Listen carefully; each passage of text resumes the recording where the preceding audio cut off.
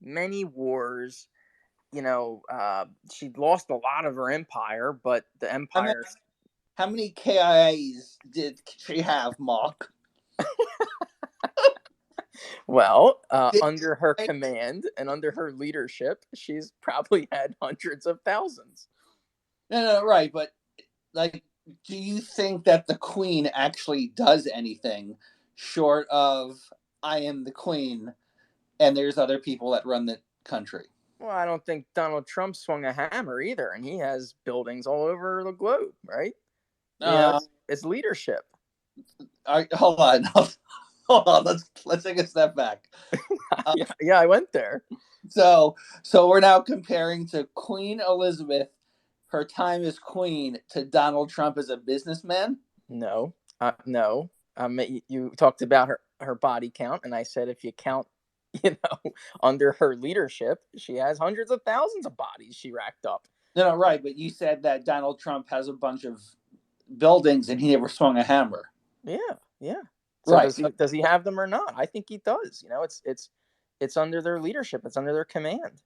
right. So They're that's responsible for. okay. Well, I'm responsible for my TV controller, right? So so are we talking about Donald Trump as president or Donald Trump the real estate mogul? I guess in that context, the real estate mogul. Okay, so we're comparing someone running an empire or the UK, whatever the fuck you want to call it now, than to Donald Trump running his businesses. Nah, you know what I did? I made the exact comparison. Like I said, if No, Donald Trump do it. doesn't have any. Doesn't Donald Trump doesn't have any body? Who has a lot of bodies? Barack Obama. And he never pulled a trigger. He's got a ton of bodies too. He's the drone strike master. It's you have to ask, are they responsible for these actions? So my point is back to the Queen is I think her leadership was incredible.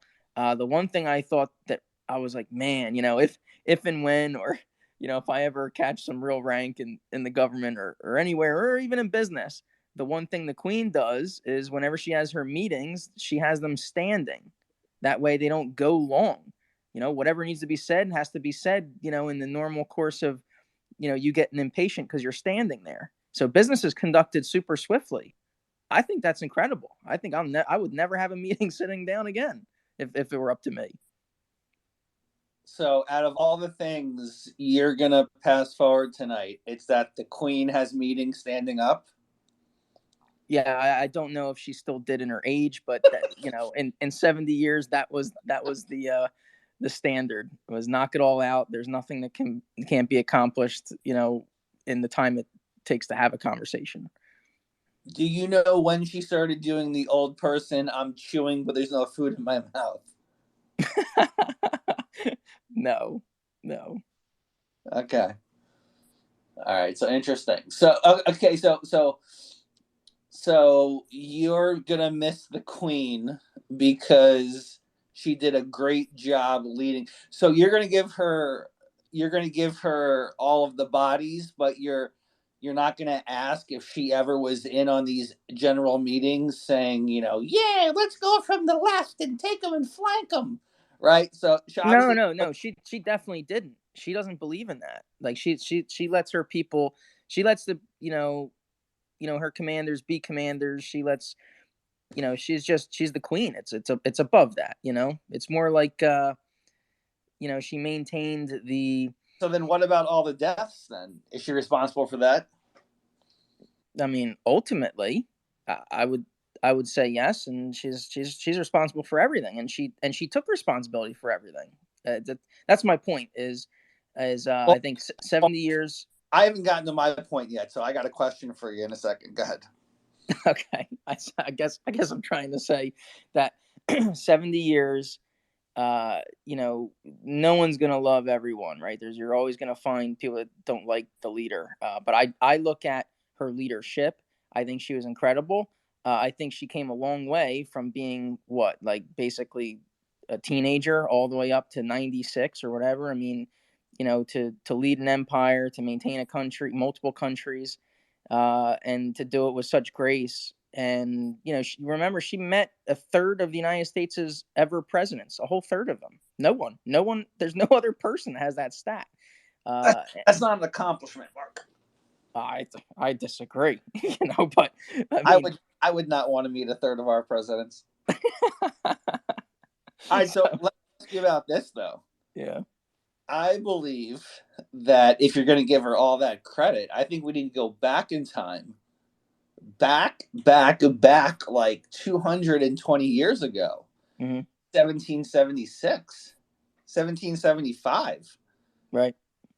Right. Her family was saying, kill us. Yeah. I mean, okay, but it wasn't her. It wasn't anyone in her Now it lifetime. wasn't her. Now it doesn't count. She wasn't in the meetings either for anything that she's ever done. Correct. She was not in the meetings in the 1700s. She's Right. not that old. And she wasn't in the meetings in 2000 when we had Operation Fake Weapons Mass Destruction go bomb Iraq. She wasn't in there for that either. No, she wasn't. So my question is, would you have liked her so much in 1776? I think what was it, King George or whoever. I really don't know him too well. But I knowing my personality, I don't think I would have been a loyalist if I were in the colonies, and I think that if I were a British troop, depending on my age, okay, depending on my maturity. Hold on, this is interesting. This is like groundbreaking news tonight. Yeah. You would not have been a loyalist to the colony. You would have been with the British. No. Loyalist is to the crown. No, I would have been a patriot. I would have been a revolutionary. I would have been a future American. I would have been. Yeah, no. You got it backwards. Do I have it backwards, or do you have your wording backwards? No, you have it backwards. I wouldn't be a British loyalist. They're called loyalists. I dropped the British because I thought we know what we're talking about. But yeah, that wouldn't be. I mean, isn't anyone who's loyalist their person is loyal to that cause? Nah, well, yeah, I guess by word definition, but that cause in this context, no, it's not really cause. It's they were still British subjects, right? They were. Mark, is word definition not important here? Words don't matter, says Mark, right? So, no, when you're talking about the Revolutionary War, the people who they were British subjects, and if you were called a loyalist, that meant you were loyal to the crown. That means you didn't want a revolution, and you didn't want to harbor troops. You didn't want to join Washington's Continental Army. You didn't want to do any of that. You wanted to wear your wig and pay your taxes like a good loyal subject. What color was your wig? Man, I tell you what, I really want to see these judges bring some wigs back. Why are they not wearing them anymore? When did it be cool to take the wig off? That's what I want to know. I think we should go back to some wigs. Did they wear them because they were going bald? Why wear the wig? Well, for the same reason you wear your platform shoes, because you're small. Yeah, I would never. I own my 3'9" height. I have seen those platform shoes. Is it difficult to drive in? Like your sandals don't have them, so if you put them on, you drive the car faster. It's funny. I'm gonna say something kind of personal, kind of funny here. Is I didn't start wearing sandals until about 3 years ago. And I never, ever could have imagined driving a car barefoot or in sandals. I just couldn't. And now I do. And I love both? Yeah, I do both. And it's glorious. And I never could do that before. Do you think the Queen has ever driven a car? I know she has. She's driven herself all the time when she's up, elk hunting and stuff. And she was a huge fan of horses. She ride her own horses, and she drove her own manual transmission Land Rovers all over the countryside. She was actually a mechanic during the war. So she did contribute to the bodies. I guess maybe she does have some on there. I don't know. Interesting. Thanks, Johnny. Moving on. I know we have a lot of thoughts on this outside of the whole never forget. One more quick one with the Queen. Oh yeah. Sure. She had her guards at Buckingham Palace play the national anthem right after the U.S. national anthem right after 9/11, and that's, I think, the first and probably only time that it was played, but it was definitely the first time. So I mean, just think of the significance of that you take your military and and you have them do another nation salute while they do another nation's anthem. So pretty powerful stuff. Do you think that is more or less powerful than Biden threatening us with our own military? Well, I think they're very different. I don't. I would say the Queen doing that moves me more than him saying that. I've gone on the record here and said how very. It's fine if you got completely moved and upset and fired up and insulted and angry at his speech. You're completely entitled to that. It was hard for me to pay attention to it. So if I struggle to pay attention to your speech, I'm probably not going to invest a lot of emotion in it. But that's just me. We all know you have ADHD, but outside of that, you're just going to be fine until the troops are at the door. Is that what's happening here? You're just asking for troops to come to your door, right? I would not like troops coming to my door. Or what are they coming to my door for? It's I'm a citizen. I have personal property. I think it's one of those amendments that we gloss over, that you can't. You're not required to harbor the troops on your personal property. So yeah, I'm not a fan. I like the troops, love the troops. I'm a troop, but I don't need them here. So they can stay on base, or they can be in their aircraft on their ships or in transit and do whatever they got to do. But what if they need to stay with you? What is it? Third Amendment? It might be the third. Yeah. Do I really want to type it to find it? We know what it is, guys. There's one of the amendments that we rarely cite. Yeah, it's the third. So I want to talk about the third real quick. What if Biden has a war against us and you have to help the troops leave? Well, this I anticipate them showing up. This is not an ask. Mm-hmm. Well, funny you think that, because the United States military is often in hotel rooms. And I remember being a very young guy, first few times, going, it's called TDY, temporary duty assignment. You're transferring around, you're doing different assignments, schools or missions or whatever. And you're staying off base, you're staying in Hilton hotels, or whatever. And, I always remember, I'm like, I get treated so well. I come in my uniform in my bag, and they're upgrading my room and this and that. And I'm like, you got what happens if politics change and they just knock on my door and they're like, Third Amendment, get out? And I'd be like, I guess I got to follow the law. I got to leave. Well, let me ask you this. So I'm a little confused. Are you going to comply with? So when they show up and say, "Hey, it's a Third Amendment. We're here to be housed and quartered," are you going to say, "Okay, I will do what I have to do"? Or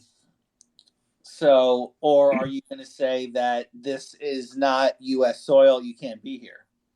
Well, I think to go full circle, it goes back to am I at that point, am I a United States loyalist, or am I a United States revolutionary? Well, no. I mean, we're definitely in wartime. So who are we fighting? Is it a civil war? So it's happening like next week. So we're gonna be fighting China. Well, I mean, I almost said, are these Army or are these Air Force guys? No, I'm joking. I'm joking, but I'd be like, I would be concerned. How many are we talking? What do I need to put 2 troops up in for the night, or do they want to take over my house? Well, I would even tell, if I got to contribute to the war as a citizen, I'd say, you guys take a shower, fill up on my food. I have some 5.56 ammo if you're low, and take a good rest, because I'll watch the property. You guys sleep good. Interesting. So you guys sleep good. So does that? So I'm assuming what you're saying is that the country of Markistan is on the side of the U.S. Currently, Yeah, because that's where I was going with this. I was going back to Mark currently, because Markistan is not in conflict with any nation. So well, yeah.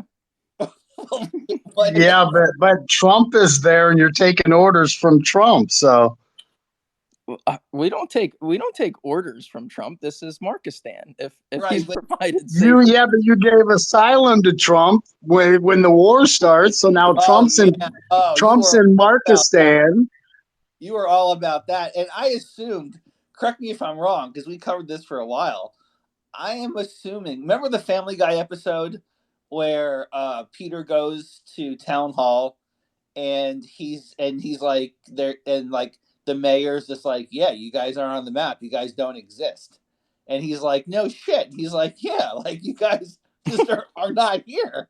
And then Peter, what the fuck does Peter call his little country when he goes to war with the United States and they have rocket launchers outside his house on Family? Oh, I don't know, Johnny. Oh, hold on, I gotta find it because I always thought Markistan's was your house. Is Markistan somewhere else? Yeah, I don't have a sovereign property on America. No, remember we took over Epstein Island? Yeah, it's an island. He took over Epstein Island. Yeah, I can't believe you forget. No. Got it. So who takes care of the island when you're gone? Oh well, the remaining citizens. It's in good hands. The seven women out of 8 population. Right. Oh, have you grown in population? Has that one baby now arrived? Yeah, we're very happy. Our population increased. It's called Pretoria. So when Peter found out that he wasn't on the map, he was like, yeah, he's like, I have my own country here, Pretoria. That's awesome. I have to see that episode. I prefer South Park over Family Guy, but I do like Family Guy, so I have to see that one. Interesting. So, all right. So, quick update on Markistan then before we go to 9/11. Has that person with child, as you keep fucking saying it, has that person finally had the baby? Yes. So we're at a population of 9 now, and growing. So I don't want to get everyone too excited because, but there may be some news about some more women with children. Yeah. But we like to delay that, make sure that things are moving along properly. So essentially, everyone's there just as essentially your fucking cum catcher to have kids, right? No, not at all. We have other men there. Just because it's Epstein Island doesn't mean that I'm the king, and all the populace is my female subjects. No, not the case. We are a very small but developing nation, and it's very, very balanced. The population's almost 50-50 at this point, so we'll be there soon enough. Are there any kids there by other men? Well, just the one. That's not my child. That's not my baby that just happened. So yeah, absolutely. Okay, so the only child in the country is not yours. Correct, at this time. So if you were assassinated tomorrow, well, first off, we'll come back to at this time. But first, if you're assassinated tomorrow, there's no heir to the throne? That's correct. The nation would, the people are very, very reasonable people. So I don't think it would devolve into chaos and, a power grab. But I mean, you would have to think about that. There's only now 9 of us. So you lose me, it'd be 8. Well, you said that, so you take everything good from the Constitution and not the bad. So Correct. what is your successorship, or what does your Constitution lay out? And is this 5-day-old able to vote yet? or do you even have voting? I don't know. All being developed. We're very optimistic. It's what does that mean? Well, what it means is we only have 9 people. So Right. it's Last pretty much ran like a neighborhood at this point. But no. Last week, if you recall, you said you were actually quite developed. You took a lot of stuff from the Constitution. You had a Bill of Rights. yes. Yeah, thank you, Michael. So I want to know the voting succession. I want to know what happens because I don't think you make it through the month. Oh, okay. Well, you know, you know what? I'll give you 60 days, maybe October, maybe the end of October. Oh my God! Well, I told you, I told you, we have Dakota Meyer as he's one of the men there, and so he has an official position, which was basically our SecDef. So that makes him part of the executive branch. So he's the closest thing we have at the moment to a vice president. I heard that one of your top leadership people is Blair White. Can you confirm? I That's who had the baby.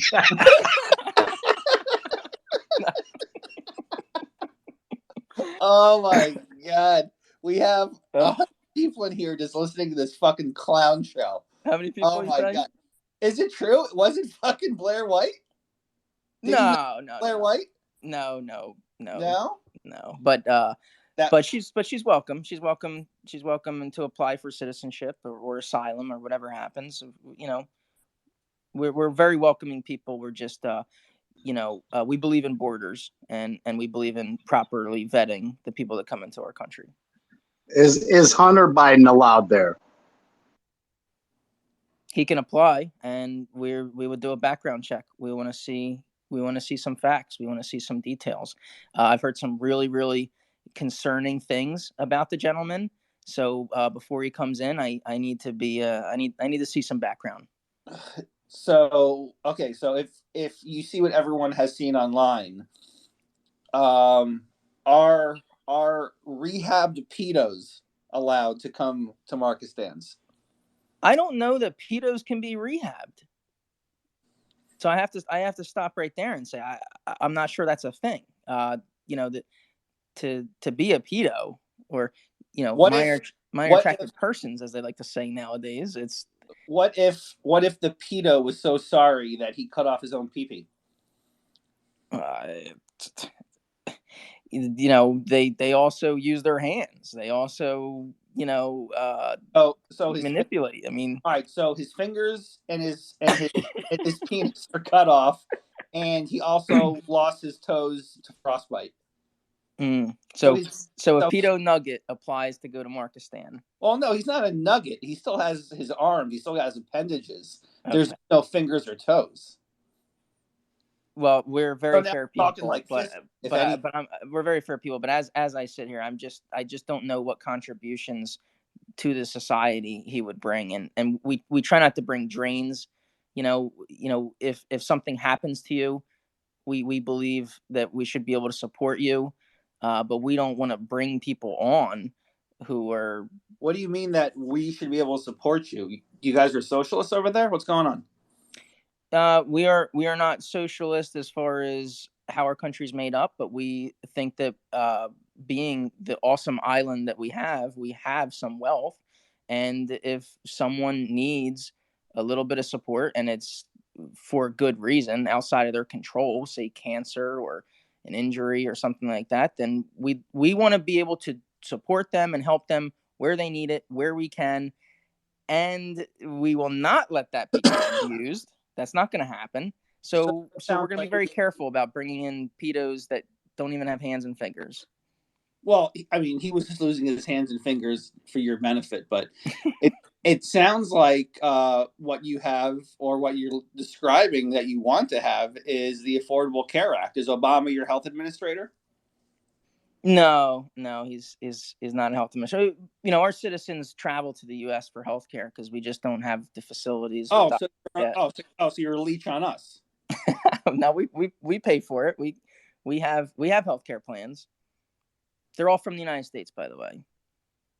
Okay. The thing about Markistan, guys, you have to realize is it's just an awesome place where the Constitution reigns, and all the bad case law that came from bad court decisions doesn't apply. So it was. I love how we get back to the same talking point, but now you said that You'll have to come visit. You have to come visit. You can do a full story. No, that's okay. I'm really not interested. My point being is that you don't have anyone there that can take care of themselves or have health care, but then you come to the United States, but then you also said you have a safety net over there. So it sounds like it's a single payer system. I mean, that's what I'm hearing. I don't know the exact definitions of these things, so I don't want to speak and be improper or wrong here. I would just say that our people are very healthy people.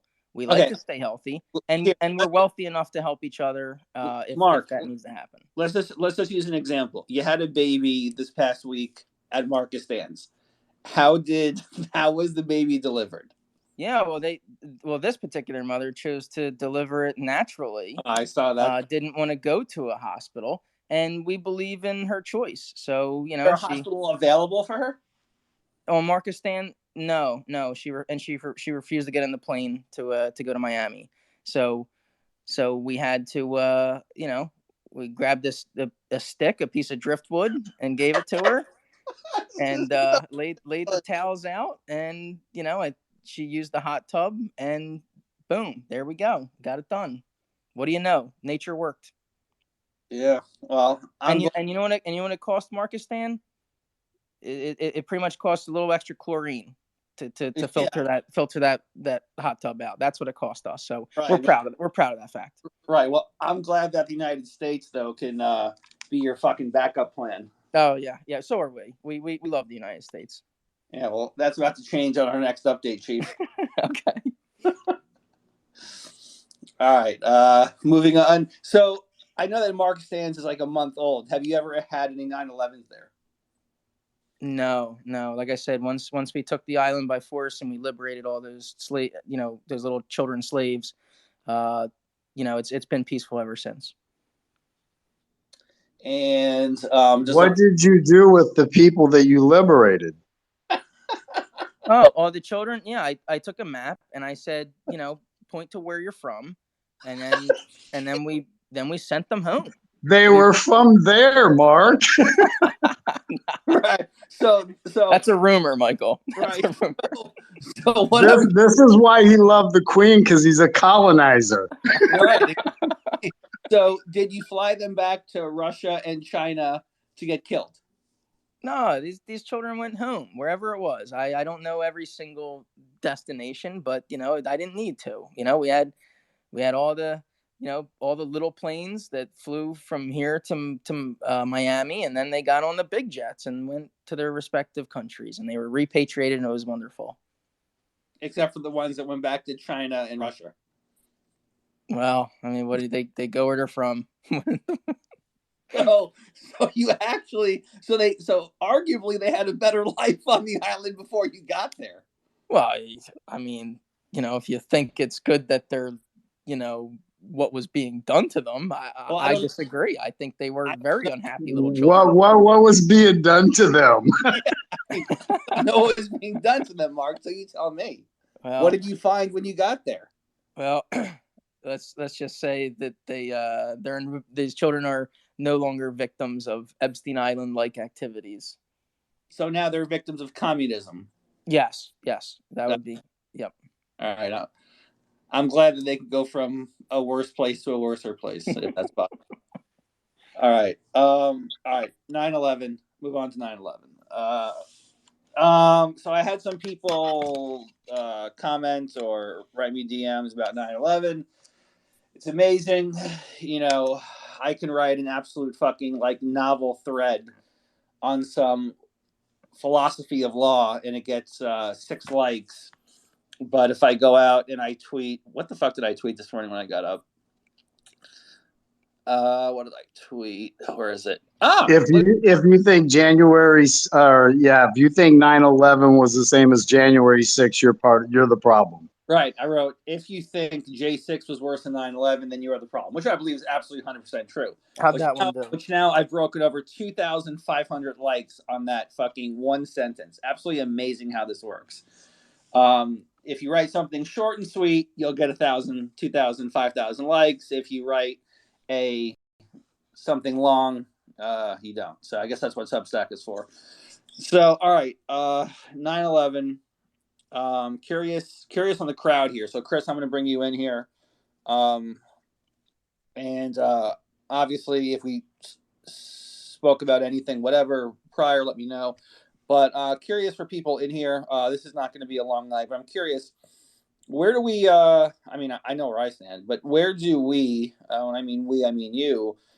Where do we stand on 9/11? Do we stand on a lot of the posts that 9/11 and J6 are the same people? Do we is 9/11 an inside job, or is 9/11 something that happened organically on its own from the people that we gave the country? And to be quite honest, guys, I'm not a historian, nor am I someone who can really differentiate these fucktards across the old pond, as they say, Mark, right? That's what the British say, across the pond.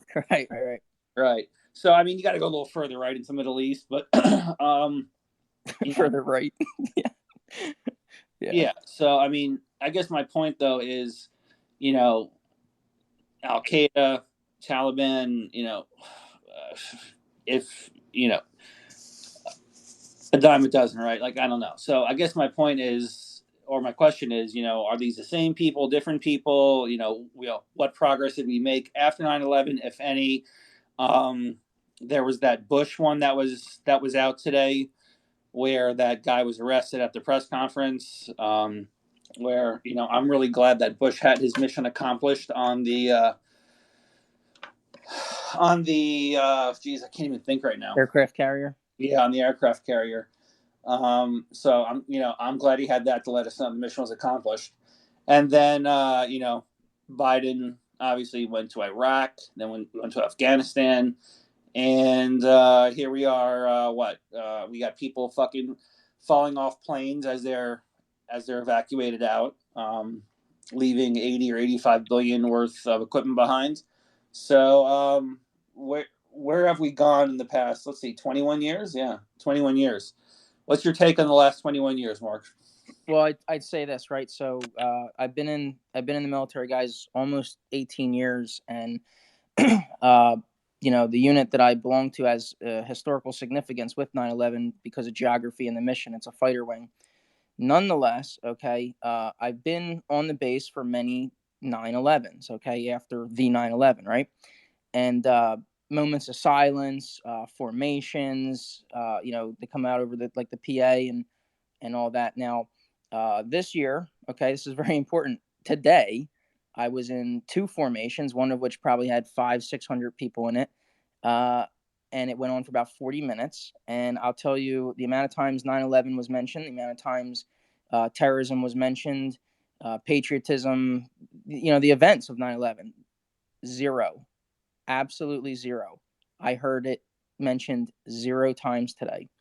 And, before anyone says, hey, it's a young crowd, this and that, okay, fair. However, the leadership, the ones holding these meetings, the ones holding these briefings, they're all been in the military over 20 years, 21 years. They were young during that response. And like I said, this isn't just a rando unit. This is a unit that had an active response and has been activated since that day. Since that day, this part-time base has become a full-time base and has a full-time mission. So I start there, and I just thought that was amazing. That was real world, guys. That was today. Sorry to report that. Also, I go back and I think about, I try not to put too much emphasis or attention into the comparison of J6. I literally see absolutely no comparison. Even if the body count was 200 or 500 or 3,000 on J6, which of course it wasn't, I still see apples and oranges. Okay, I literally don't. You have a terrorist attack based upon religious and governmental ideology. It was both. Okay, and there was a reason it was the World Trade Center that was attacked along with government buildings. Okay, very symbolic. All right, that is a lot different than even a civil unrest, even a insurrection. If it were one, if it were an insurrection, it's still different. You can't compare them.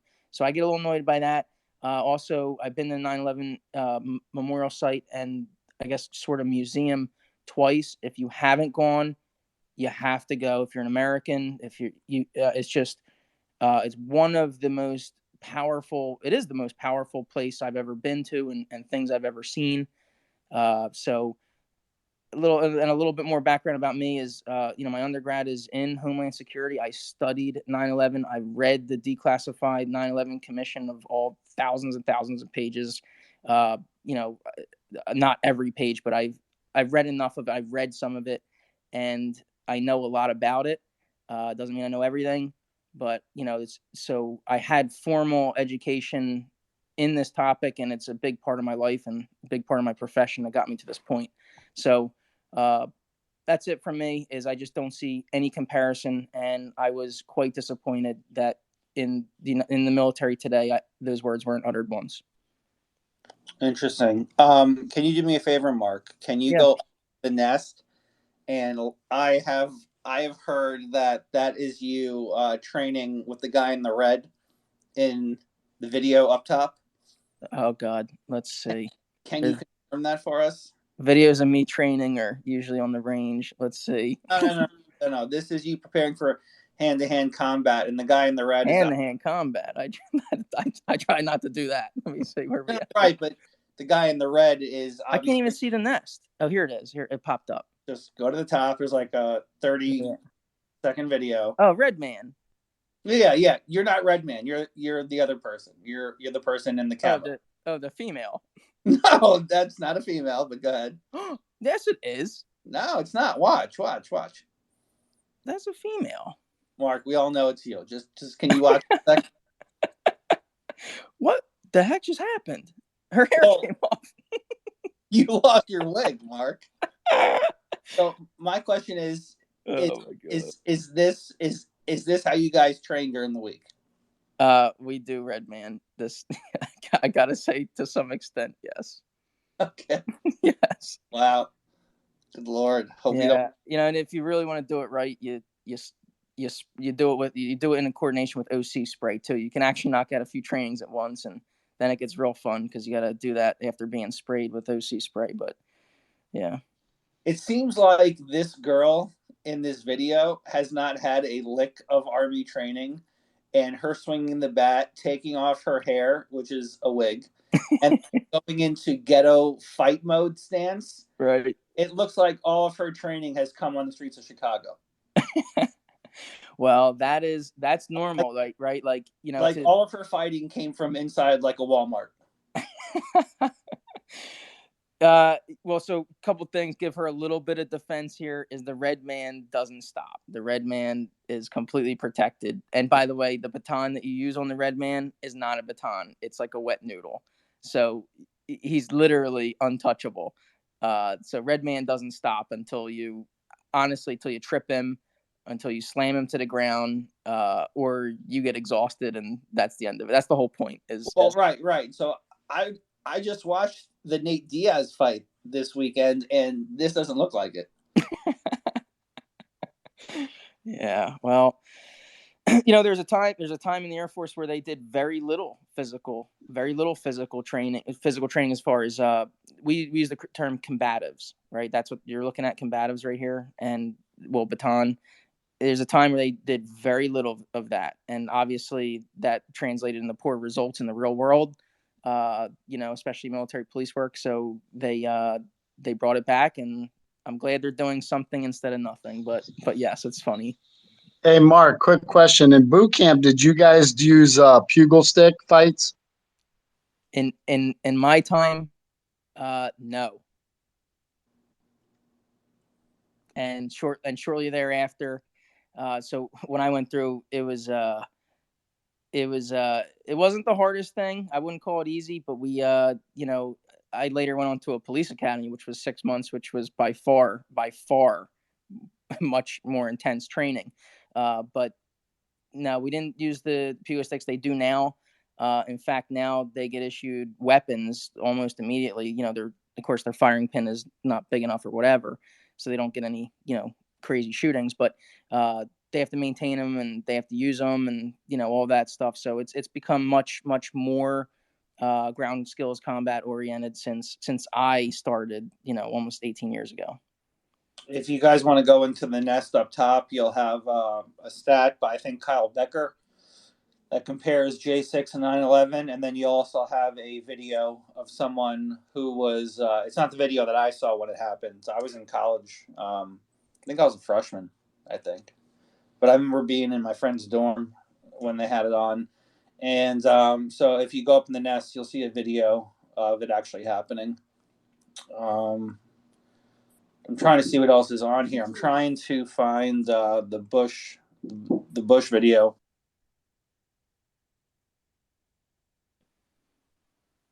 That's funny, Crypto. I was a freshman in high school. Yeah. Yep.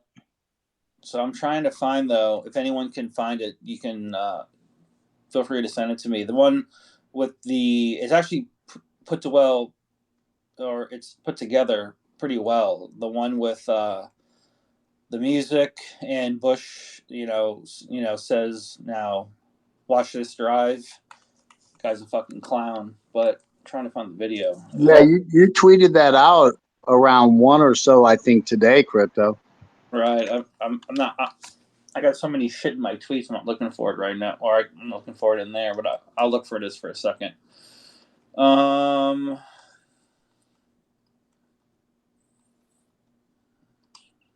right. So they're just showing him at the school. I'll find it on my page. All right. So Johnny has requested. All right. Michael, I know that we were talking before. What are your thoughts about today? The question on if J6 and 9/11, just that? Well, I mean, that's one of the things that we had up there. Just in general, J6 versus 9/11. If you want to talk about that, I know we were talking about prior about was 9/11 purely an outside. Yeah.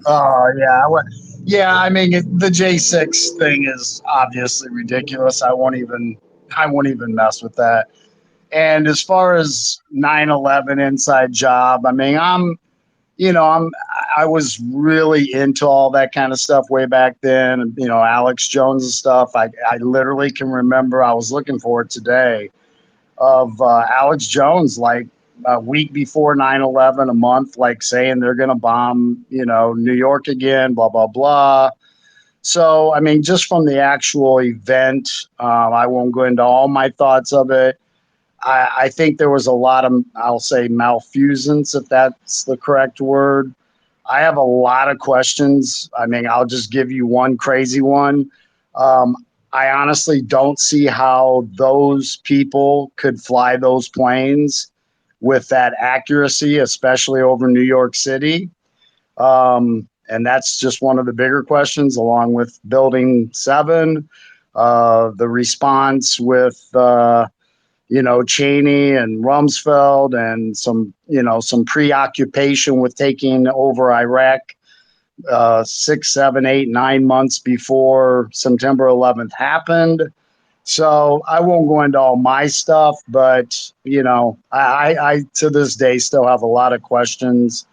I'll even throw another crazy one out because I've seen the videos. I'm sure I don't know if other people have, but I would say at least blocks, if not 5-10 miles away from the buildings. And if someone can explain this, I'd love to hear it, where cars were literally flipped over and burned from the inside. So I don't know how that happens from the planes hitting the building and collapsing. There was a lot of crazy stuff that took place with it, but I do not believe this is necessarily the time or place to to get into all those things unless other people want to. Well, But is Michael, well, now that you spoke about it, popped in my mind. Someone posted a video of I think they said it was Building 7. So you'll have to explain this to me a little bit further, but it looked like there were charges inside of 7. well, the story basically goes that Silverstein or whatever, the guy that owned it, literally bought it or took it over, bought it, whatever you want to call it, like a week earlier. He, got in a big insurance policy. They have him on video, I believe, before it collapsed, and making a statement that the fire department came to him and said that they were going to pull it. That's the old phrase that's been used since September 11th, of him insinuating that the fire department said that they needed to pull it because the building was unstable. And being unstable, that makes sense because, yes, the buildings collapsed around it. They weren't necessarily attached to it. But, you can understand where the building might be very unstable. But again, even the buildings, both the towers, but let's just say Building 7, I think the historical thing that a lot of people say, and again, I may say some things and it doesn't mean I necessarily believe the point I'm trying to make, but I believe there's been a lot of people that said in the past that until the day of September 11th, no major building of those types have ever just collapsed. I can remember people showing videos of buildings in other countries that were at least 40, 50, 60 stories tall that had unbelievable major fire damage, and they would burn for, like literally weeks, and things would collapse inside and this and that, but they would not collapse. So I'll just go back to Building 7. There's also a video that I remember because I actually have a really good memory of things, especially visual things. So Michael, and I think it was, yeah, go ahead, bud.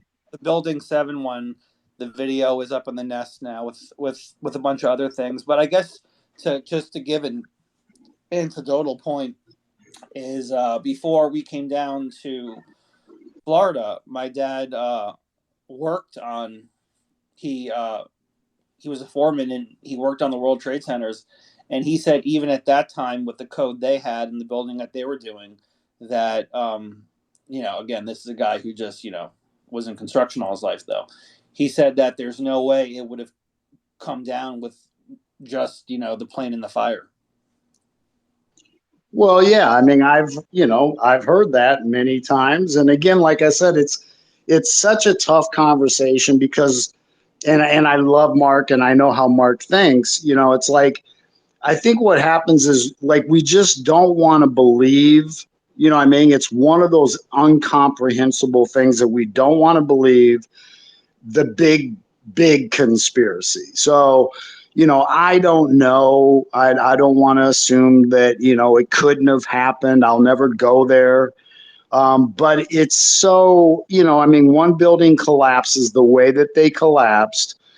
There was a lady named something Wood that did a whole thing on it for months and months, showing, kind of explosions coming out on different floors, etc. But then again, just the simplicity of how one building collapsed, and then literally 40 minutes later, like the other building collapses perfectly into rubble, like you would see, and we've all probably seen of other videos of Vegas when they collapse a building.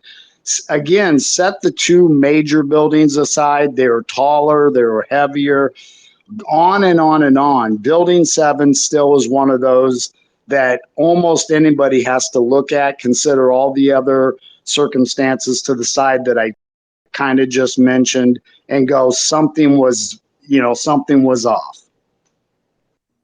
Yeah, if you guys look at it, it's kind of long, but it's actually a pretty amazing. I'm looking at it now. If you look up top, there's a guy named 50 Shades of Way, and it's the remastered footage of the most intense clips of 9/11, you essentially get all of the angles, every shot that was ever put together, and it shows them. Yeah, I shared that one today. It's Yeah, and I will really good. real quick. I would like to ask Mark.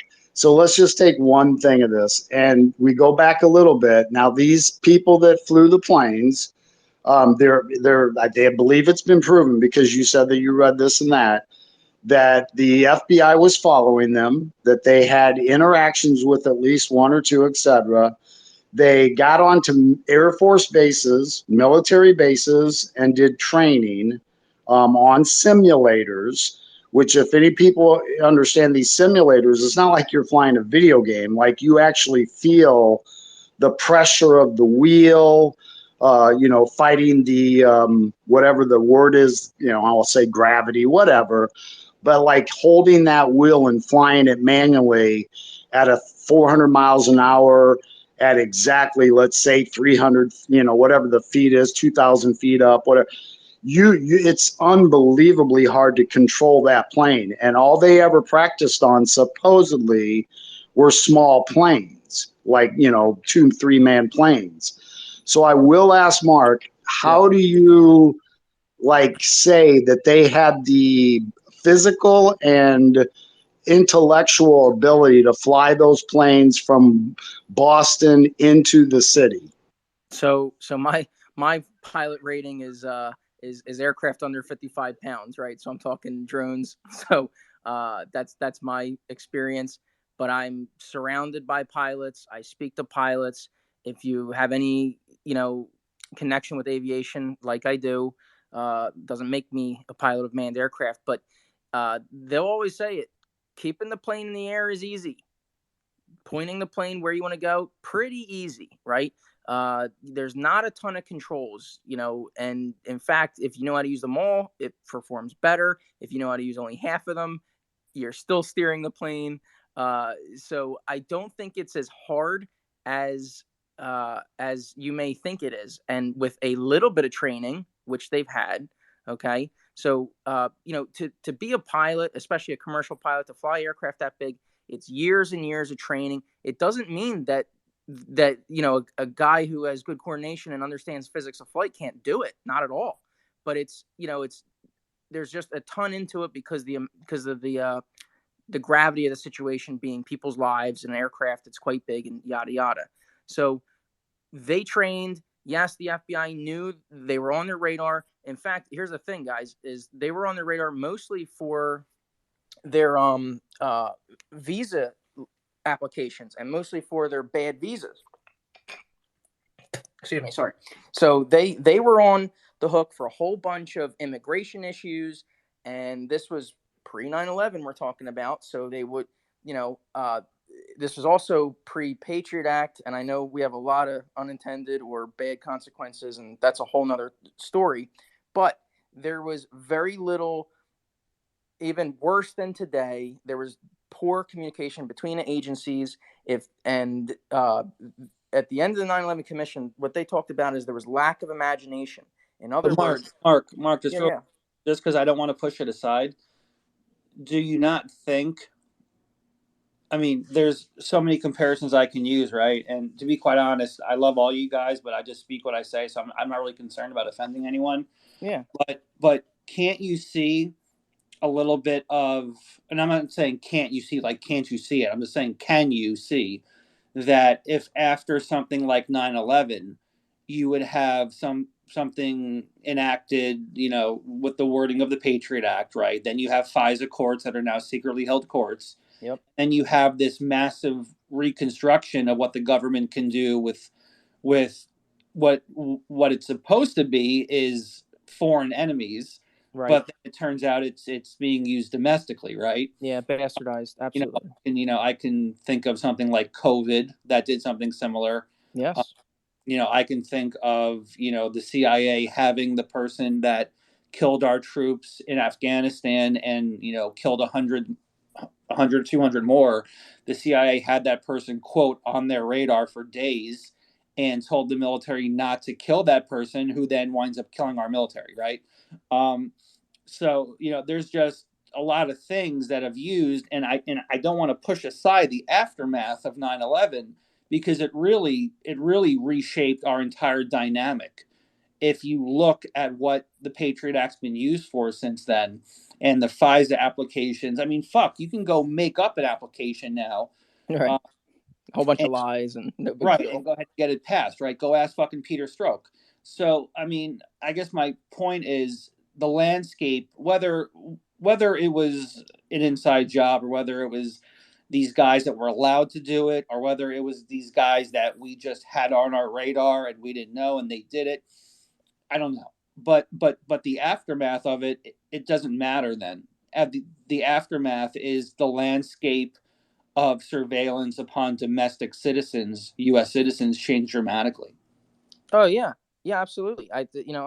Unintended consequences, or hopefully they were unintended. No, my right? point, Mark. My point is intended consequences, not unintended. That's my point. Why? I mean, I don't know that. I don't think it's unintended consequences afterwards. Do you think it was unintended that Barack used it the way he did? Of course not. No. But anybody that has a tool and uses it improperly, or gets authority that they shouldn't have. But right, not one person wrote that act. Right. There was no wizard that came up with it. Mark, that's my point. It's a runaround around the Fourth Amendment. It gets you around doing having to do certain. Yeah, it's very concerning. So why would you not use it when year after year everyone says, "Oh, Patriot Act"? We all clap our fucking hands. No one's read it. I've read it, and it's fucking really concerning. Yes, yeah. Yeah, and I was all for it way back when I was. I don't know if it's an unintended consequence at the time. I don't think so, but it's certainly not an unintended use of it now. I'd agree. Yeah, I agree. Go ahead. Yeah. So okay, Patriot Act aside, I'm with you. I would say, Michael, is I see one or two pilots in the space, because we've had them before. So if they want to come up and talk about the complexities of flying, I think probably the harder part is just knowing the rudders, because that's a little, it's like kicking the back end of the aircraft out, help steer it from the rear. But other than that, I just don't think it's that hard, Michael, to do that, especially after they took over the aircraft. Yeah, we can move on from this, but here's my analogy. They studied on go-karts, and then they got into Formula One race cars, and they drove perfectly around the laps 100 times. Yeah, I think that's a bad analogy. I think it's a bad analogy because they literally just had to hit a big building from far away. They had plenty of time to course correct, and the flight paths are pretty straightforward. They pretty much made one turn, maybe two. Came out of Newark. If you look at the video, Mark, so guys, if you go up top, there's a bunch of videos, but the one that shows the second plane going in, you almost missed. They damn near missed the building. Yeah, they almost missed. So, I mean, flipped the far right side of that barely. Just got it. And again, yeah, but that's the other point. I mean, I've heard other people say that the statistical thing of hitting those buildings, if that was their targets, is literally like putting a thread through a needle. I mean, you're talking about hundreds and hundreds and hundreds of miles at 400 miles an hour, keeping that completely on a trajectory for about like at least 50 to 100 miles out, if not maybe like 500 miles out, because you're going just a little bit off here and there. You're not even coming anywhere near the city. We got Mike in here. Mike, I believe, if I remember correctly, he is a pilot. So let's maybe we can cut to the chase and go to a guy that does it. Mark, go to Mike, and I'll be back in 2 minutes. Okay. Okay. Yeah, Mike, good to have you. Hey, Mark. Hi, Mark. How hard is it to steer a plane with a little bit of training? Not a lot, a little bit. Go ahead. You can train a monkey to do it. Thank you. That's my understanding. It's all the regulations, it's all the perfection, it's all the pre-check, it's all the legalities. That's the hard part of piloting. Am I correct? You're correct. Thanks, Mike. But go ahead. If I could just add real quick, before Mike talks about it. My friend just got an airplane like a year ago. I've been flying with him. I have about 3 hours of flight time. I'm not landing or taking off, but I'm flying when we're in flight. And he's a great instructor. But my point being is I posted a video in the Nest of me from like 5,500 feet down to 1,500 on a turn where he told me, I want you to put it, we're parallel to the airport now. You're going to do a 180 and put it parallel again. And I was able to do it. It wasn't all that difficult. But, with his instructions, and it's only 3 hours flight time. So, Michael's kind of right. Flying the plane when it's in the air is pretty freaking easy. I hate to say it. Hey, Mike, go ahead. Just floor is yours. I want to hear some of your take on these hijackers, these terrorists that flew those jets. Go ahead. Well, I heard that the guys, the Arabs who did it, they went through a civilian flight training, first of all, down in Miami. They didn't have to go onto an Air Force base and do it. They went through, That's correct, Mike. And some of them went through flight safety, actually, due east of me, which is at Vero Beach, Florida. And they got some simulator training there and some actual flight training there. So once they got into the cockpit and they were able to sit down in the seat, the only difference is between the plane that Johnny was flying and a big airplane is the speed difference, basically. But they had a lot more time to react because they were 100 miles out of New York City. So they had plenty of time to turn it around and visually acquire New York City and then just push the stick forward or the yoke forward, and the little houses start to get bigger, and just keep it doing that for a while. And then you see the Twin Towers, and then just turn the yoke and just kind of steer it on in and just slam it into the building. It wouldn't be difficult at all. The question that I have is Building 7. That's all. But I read an article in the Popular Mechanics magazine and a MIT magazine. They kind of explained how Building 7 could have actually went down as a result of the two towers going down. But I'm not totally convinced about Building 7. But as far as the towers are concerned, I think you take an ab initio student, anybody in this room, put them in a simulator for a while, give them a little bit of flight training, and they could do it. They could do it tomorrow. Yeah, thanks, Mike. Was that Mark? Was that Mike? Yeah. Yeah, I couldn't tell who was speaking. Mike, what do you think about the two buildings collapsing within 40 minutes in a pancake style? Well, that's not my cup of tea, Michael. I don't know how that would happen. That's a engineer or a building person or a construction guy would have to. You'd be better off asking him. But I'm just saying, as far as flying a 757 or 767 into the World Trade Center would not be difficult with a little bit of training. How they came down just like they did, like you explained, that's interesting. You're right. It looks like it was a controlled demolition, but there you go. I don't know. Thanks, Mike. I appreciate it. So I'd say this, Michael, just, from my research, it doesn't mean I'm correct, but, what supposedly happened, which I coincidentally believe happened, is the jet struck the buildings, just like you see in the footage. Fire ensued, just like you see. Jet fuel, all the physical fuel material of the building that caught fire. The steel softened. It got softened. And the shape of the structure, once a few floors started to collapse, is just a domino, and they came down. They came straight down. And I think that the fact that they both fell exactly the same way, they are twin towers. They were struck by similar, if not identical, aircraft. Okay.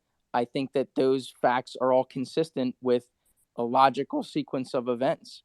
Same jets, same buildings, same heat, same fall, same result. I think, I was there. I went. I saw the physical evidence of this. Right. So I went into the basement, and I can't ignore being at that scene and seeing this physical evidence. So my opinion is it is exactly what I saw on 9/11. I don't think there was anything other than what it is. But let's Johnny, you want to say something, and then yeah, I do. all right, then we'll move on. Go ahead, Johnny. Real quick, just goes back to my firefighting and shit like that. It was a large building, yes, but it was really small truss construction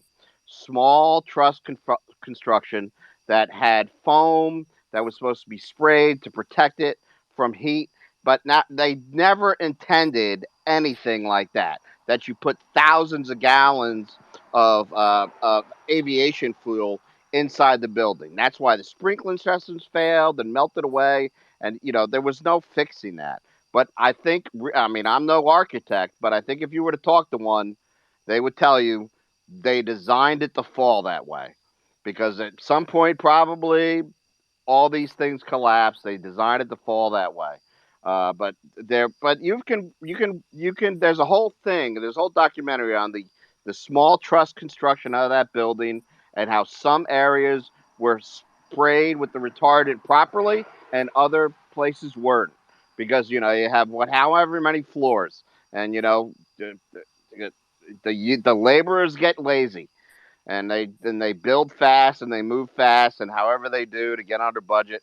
It's all those things. I mean, I think we can all agree though that planes flew into the aircraft, into the buildings. That's not a mystery. So everything else I think is all explainable. I'll end it there. Yeah, and I won't keep going because, like I said, I'm 50-50. I've, looked at different things since then. But when we talk about, like, you can talk to an architect and this and that, and there's a video of how it, whatever you want to call it. I will just also say that there's also, I think it was 1,000, but there was a very large group of around 1,000 architects that came together, architects for 9/11, whatever you want to call it. And they all also said that they would not and could not have collapsed the way they did. So I just make that point.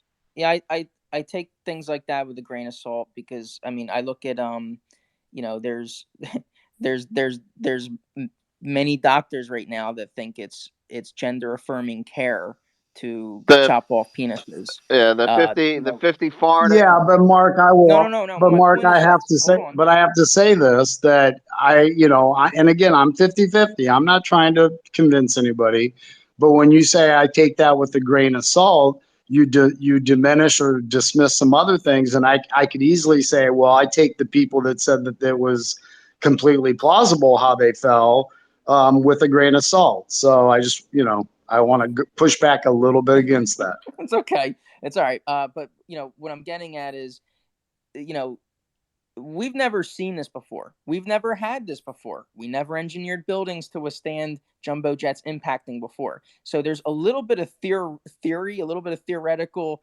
I guess, opinion by those professionals. And I do take it with a grain of salt, because I watched what I watched. I saw the physical evidence. It's logical. Both buildings collapsed consistent with what was happening to them. The only thing that makes me wonder about anything at all, and it doesn't mean it gives me a ton of doubt, is I don't know about this building 7. I know next to nothing about it. I'm willing to open my mind and look at some evidence and figure that out. But knowing what I know, seeing what I've seen, you could have 10,000 architects that tell me that, steel doesn't burn at that temperature and this and that. And none of them went in there and put a thermometer to that heat and found out just how hot that was. So there's a lot of theory there, but I'm with you, Michael. Let's go to Storm real quick. And then I'm going to put I'm Back Jack on deck. Go ahead, Storm. Yeah, I appreciate it more. Great space, Crypto Lawyer. Good to hear from others, especially Mike. Yeah, I have to disagree. I mean, there's a lot of information and it's called physics. But in the same token, I'm in Michael's camp. And there's just a preponderance of evidence that just adds up. And it's okay to not be decisive or have 100% conviction. But just imagine 20 years ago, right? Information it's not as fluid as it is today. So, I mean, essentially, World Trade Center Building 7, Larry Silverstein went on PBS and he said it with his own mouth, pull it. And they decided to pull it. There was such loss of life, pull it. So you can't dismiss the developer of the property that locked up the lease 6 to 9 months prior to this event. And when you look at any crime or anything, you have to say who has the motive, who has the agenda, and who stands to benefit. The lawsuit with Travelers was north of $6 billion. And he wanted to make sure that he was going to get paid on each and every building that was locked up on that lease, and that it included terrorist acts. Now, if he admitted that they pulled Building 7, why would I dismiss what he says? I mean, I have to take him at his word. He either has to recant what he said on PBS, or Building 7 was a controlled demolition and it has all the earmarks of a controlled demolition. When you start looking into the New American Century and all the other things, there's a lot of different moving parts. Now, they have been able to remote control jetliners for testing or whatever. I just read an article, an F-16 was remoted and flown at 40,000 feet at 1,100 miles an hour. So it's highly likely that whichever aircraft these were could have been remote controlled. But outside of that, thermite is the only thing that can cut through steel like butter. And it was long purported, once they locked everything down, that no one was allowed at ground zero. And there was an article about gold missing from the vaults, and it was recovered, and only a small amount was recovered. So there's a lot of different things going on, and there's testimony from folks that were tenants in these buildings that said that they had a complete blackout and shutdown. You have trading firms that cannot be down. They cannot have their servers not have power. And there's a guy's testimony that's out there that he stated they had to move all of their servers from their floor and building because they could not be down. And so that leaves me to believe there's more questions there than there are answers. But the smoking gun is World Trade Center Building 7. If you haven't looked into it, you have to look at it because it creates more questions than ever. And the 9/11 Commission or whatever, it was just like the Warren Commission. It was there to convolute things, not get at the right answers, not ask the right questions. And the American people are not stupid. They're not stupid. Once you start digging in, as hurtful and painful it is, you can't just pull the rug over people's eyes and say, well, physics and everything that we know, you just can't collapse at free fall speed. It's just not possible. Thanks, Storm. And real quick, Storm, I will also mention that there is on video firefighters in the building that came out at least 40 minutes before it collapsed, saying that there were explosions in both twin towers that were blowing out windows and blowing up, furniture, whatever the kind of stuff is on the first floor. And their own words were like, yeah, there was bombs. I heard them, boom, boom, boom, in the basement. So anyway, that was just another video that took place before the collapse. Thanks, Mike. I'll say this real quick about I'll just leave this table question and we'll go back to the hands. Is who installed all these explosives?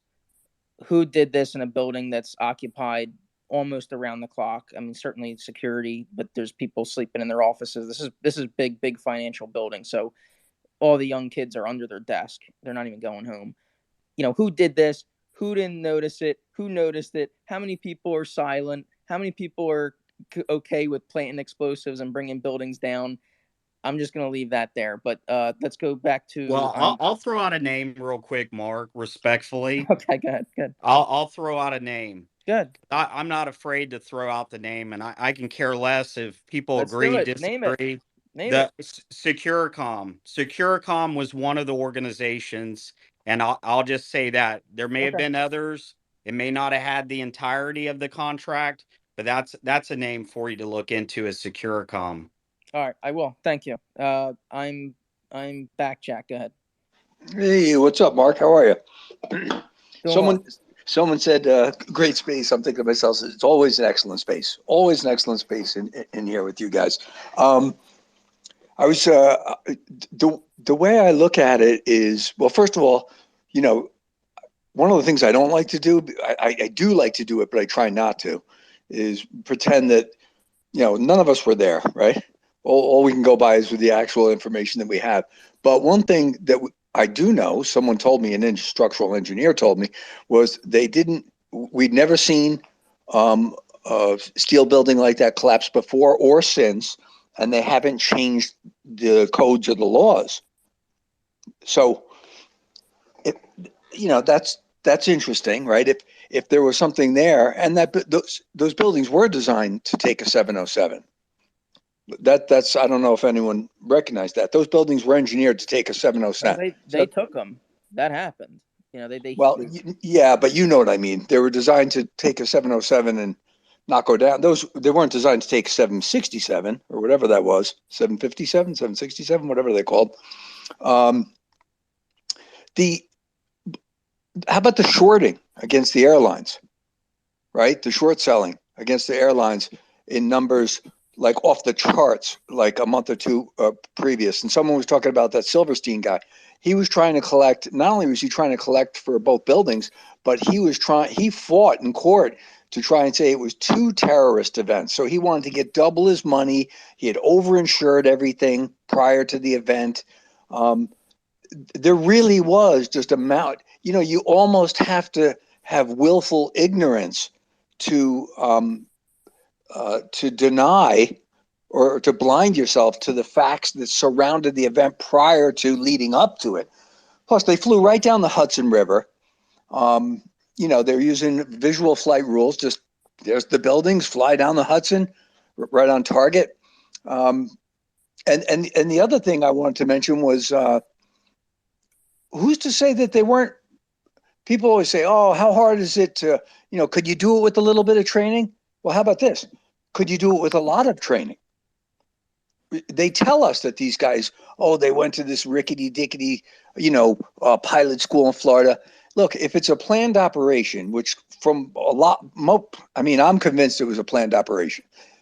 So if it's a planned operation, you're going to make sure that those pilots, whoever's going into those buildings, actually knows how to fly those things, right? So maybe we send them to a little flight school down there, make it look like that way. We got to teach the people who see this happen, this is how they learned how to do it.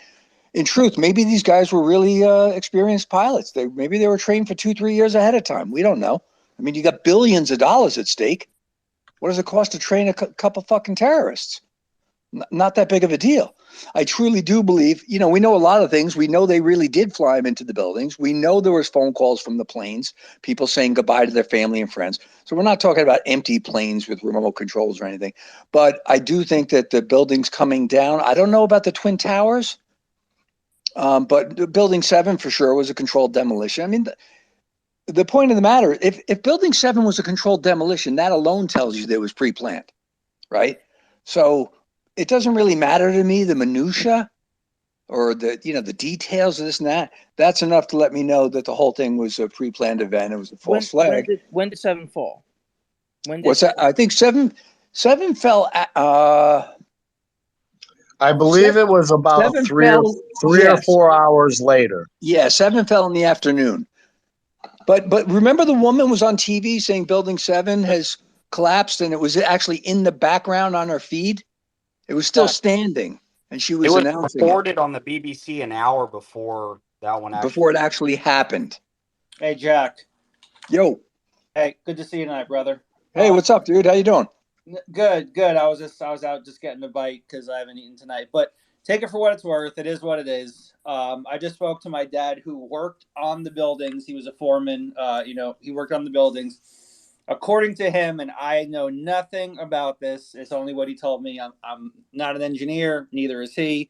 He was simply a foreman. The guy did construction for 50 years of his life, 60 years of his life. He said that he remembers them having a special meeting about, quote, expansion joints in this buildings or in the buildings that, according to what they were told and what he put in, that again, this is coming from a construction guy, so take it with a grain of salt, so a big grain of salt. He said the stuff they were putting in that building he keeps going back to these expansion joints. He says a plane would have never been able to take it straight down like that. Well, I believe that. The reason I don't sit here and emphatically say, "Oh, those things were taken down," is because what do I know? I'm not an engineer. I was a business owner. I am a mechanic. I'm a fabricator. I'm a diagnostician. I spent 40 years doing it. But that doesn't, I'm fascinated by metallurgy. I know a little something about it, but not enough to sit here and say I know what the fuck happened that day. But there are things that we do know, right? We know that American Airlines was short. They were short selling American Airlines for a month and a half ahead of time. We know that a lot of people didn't show up to work that day. We know that Silverstein insured the living shit out of the buildings. We know that gold was missing from the basement. We know the Pentagon had missed $2 billion worth of missing money that they couldn't explain. There's a lot of stuff that we do Actually, Bud, it was $3 trillion on September 10th that Rumsfeld did a brief news report and said that the Pentagon could not find $3 trillion on September 10th. And I'll throw this out just for the craziness, but it was literally September 11th, 2001, that George Bush Sr. did his congressional speech or whatever, and it was the first time an American president said that we are in a new world order and we will succeed. Yeah, see if you just watch the footage from that day, and I'll get out of your hair in a second here. If you just watch the footage from that day and watch the response from the FDNY is some serious shit. These are real firefighters. Chicago, Boston, New York City, these guys are the real deal. They know what an explosion sounds like. We have footage of these guys going, that sounds like a fucking bomb. These guys, they've been to plenty of fires. They're not idiots.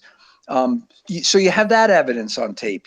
We have evidence of them clearing out World Trade Center 7, Building 7, saying, everyone out of the building, you got to get out now. No one died in that building. I mean, that's bizarre. There's just too much evidence to suggest that it was pre-planned. Now, I don't know if the Twin Towers were brought down in a controlled demo or the planes took them down. I don't know. I don't really care. It doesn't matter to me. It doesn't change the fact that we had military fucking testing that took all of our response offshore that day, and we couldn't get anyone. I remember, I'm right outside New York City.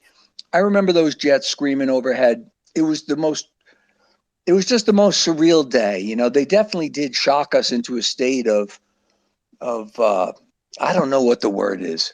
Like, you almost want to believe whatever you heard because you just didn't know what else to think. So it's an easy event to fool. You talk about mass formation psychosis. That's one of those events. It was easy to trick us. But if you start looking into it, it's pretty clear that they did it on purpose. Thanks, guys. Thanks.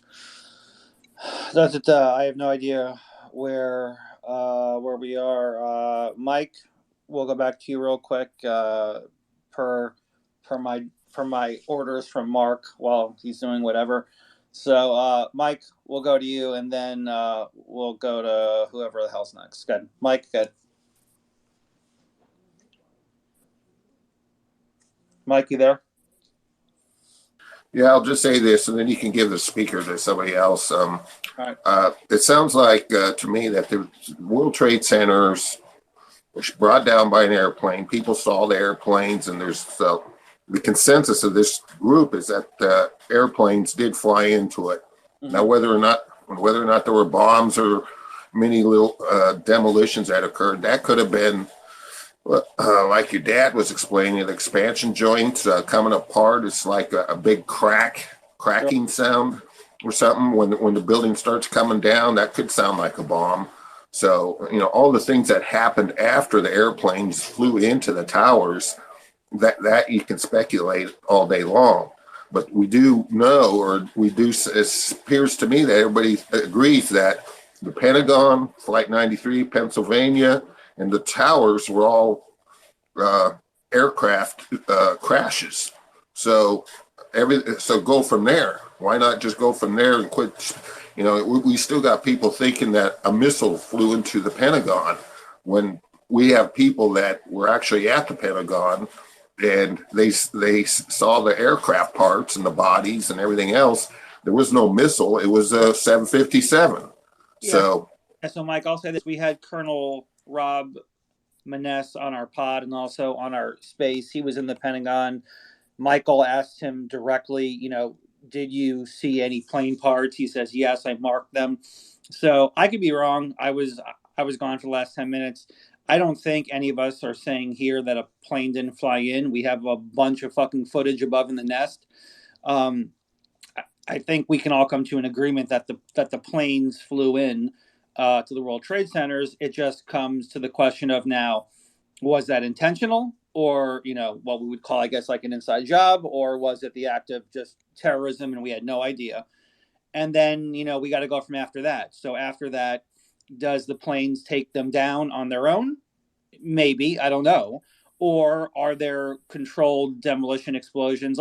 So the one that confuses me, and again, you can make anything up to confuse me these days, is if you go to the third one that I put up, and I actually got it from a group that I'm in, with some people. It's Nicola 3, and there's 4 fingers pointing down. So if you go to the left, it's not the one that Warrior put up. It's not the second one Warrior put up. It's not the one Johnny Dice put up. It's the first one I put up. So the fourth one to the right. If you play that one, you'll see, and again, Mike is absolutely right. These could be joints exploding. This could be things inside happening. But you'll see that if you play the video, so they play it in real time, then they go back and they go in slow-mo, and you see these explosions at certain areas. I'm not a builder. I don't know if those are important areas. I'm not an architect, an engineer. But you see these explosions all go off. There's 5 or 6 of them in different locations, and then the building goes. So, could that be, internal structure? Catching fire, exploding, and dropping? Sure. Could it be something that is helping that building come down?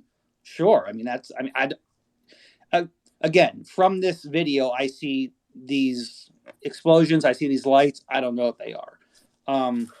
It's like the CGI commercials. Everybody talks about CGI, yeah. Crypto. I saw a CGI of a CGI showing that the jet wasn't actually the jet that hit the World Trade Center. Right. So you can, right. So who knows what those little explosions were? That could easily be CGI, right?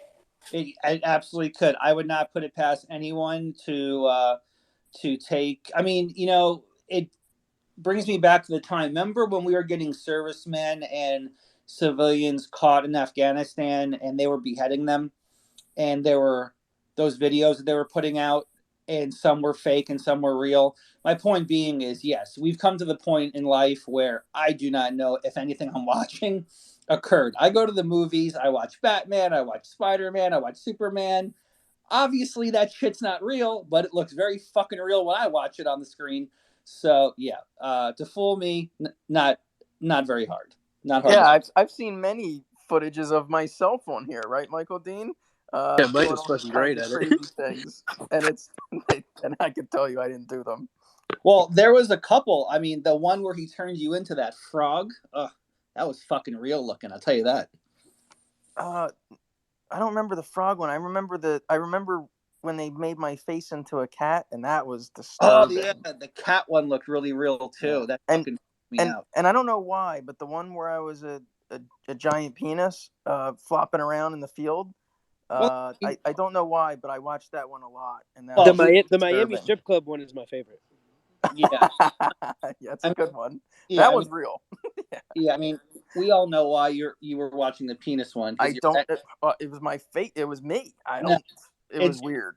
No, it's because you were envious of the size of the penis. But you know, we will 6 feet tall. right.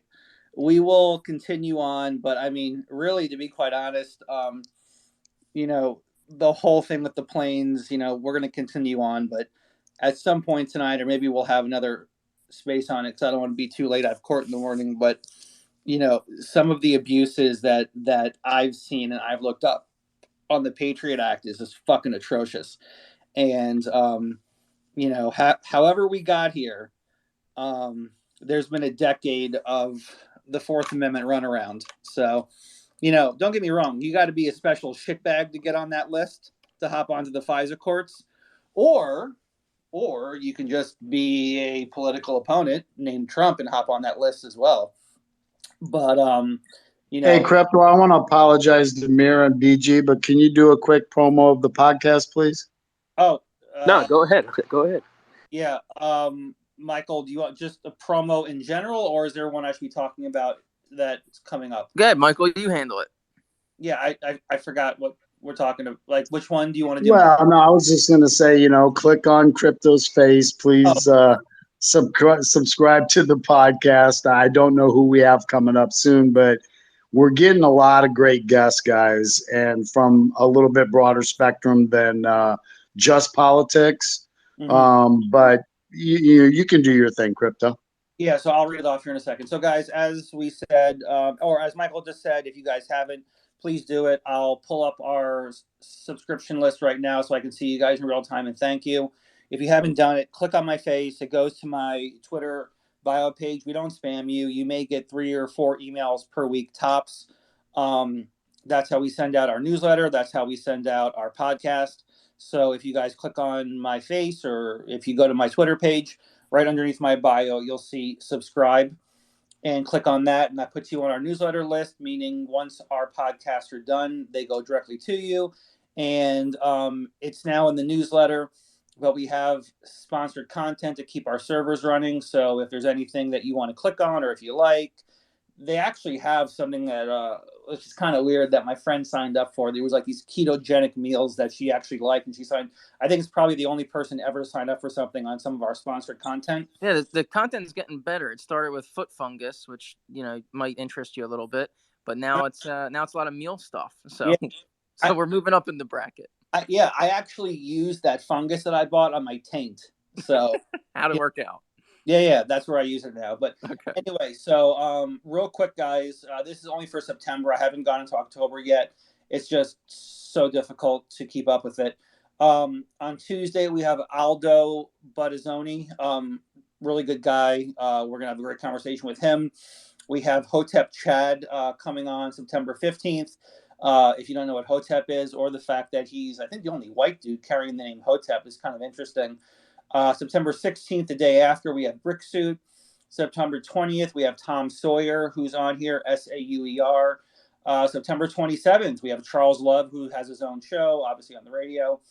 And then September 30th, we have Gabs with the CRT. And then let me go real quick, because we have started booking into October. Former professional boxer Ed Lattimore is coming on regarding his politics and sobriety. Michael Dean spoke to him. Oh, I'm sorry, I skipped one which I haven't put up yet. Hold on, let me go to today. That would help. On Tuesday, no, I'm sorry. Okay, so I didn't skip it. So I apologize, guys. Keep going on. Here we go. We have Ed Lattimore, again, professional boxer. If you guys watch any sort of boxing in the past 10 years, you've seen him. Ed Lattimore in his journey and what he's doing, October 4th. Mike Davis, October 6th. So the guy you guys see all over Twitter about Trump, January 6th, the raid on Mar-a-Lago. Mike Davis was the clerk for Neil Gorsuch not too long ago. He's going to come on, talk about SCOTUS and what's going on there, and the Trump and the search warrant. October 11th, we have Lou Perez. And I'm trying to see if we've scheduled anything further out at this point. We have we? I'm kind of excited about Carol. Do we have Carol completely booked yet? Carol Swain. Yes. Yes. I haven't heard anything. Her and Sonny are out there just kind of flapping in the wind. I haven't heard back. So if you want to help with that, Michael, that'd be great. But I haven't heard anything back from them.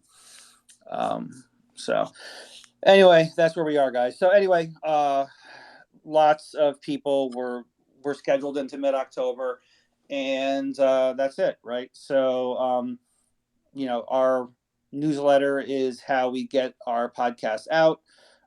So if you guys can sign up, that would be great. Let me see if anyone signed up real quick, just so I can say thanks. I'd like to say thanks as we go.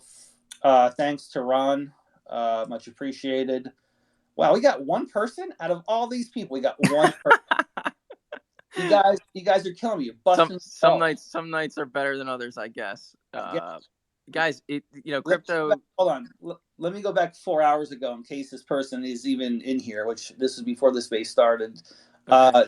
DUDA, thank you. Town, TOWN, thank you. This was before the space started. So one person, that's interesting. One person after all that speaking. maybe not our finer nights, but no, there is no way. I am not moving on with this fucking space until some other. You guys heard it. He wants the subscriptions, or we're not going on. I'm just gonna click on re-clicking, and don't give me that fucking 5-minute email. There it is. Thank you. But I'm about to say I respect that though. No, I understand. Thanks. Thank you to PWS. Thank you for that, and thank you to JW. It's interesting on people's emails, which I never say out loud, but it's like mine. It's like some you can obviously see, like, okay, like that's their name or this, that, and the other, and then some are just like random shit put together, which I would never get. But all right, guys, I appreciate it.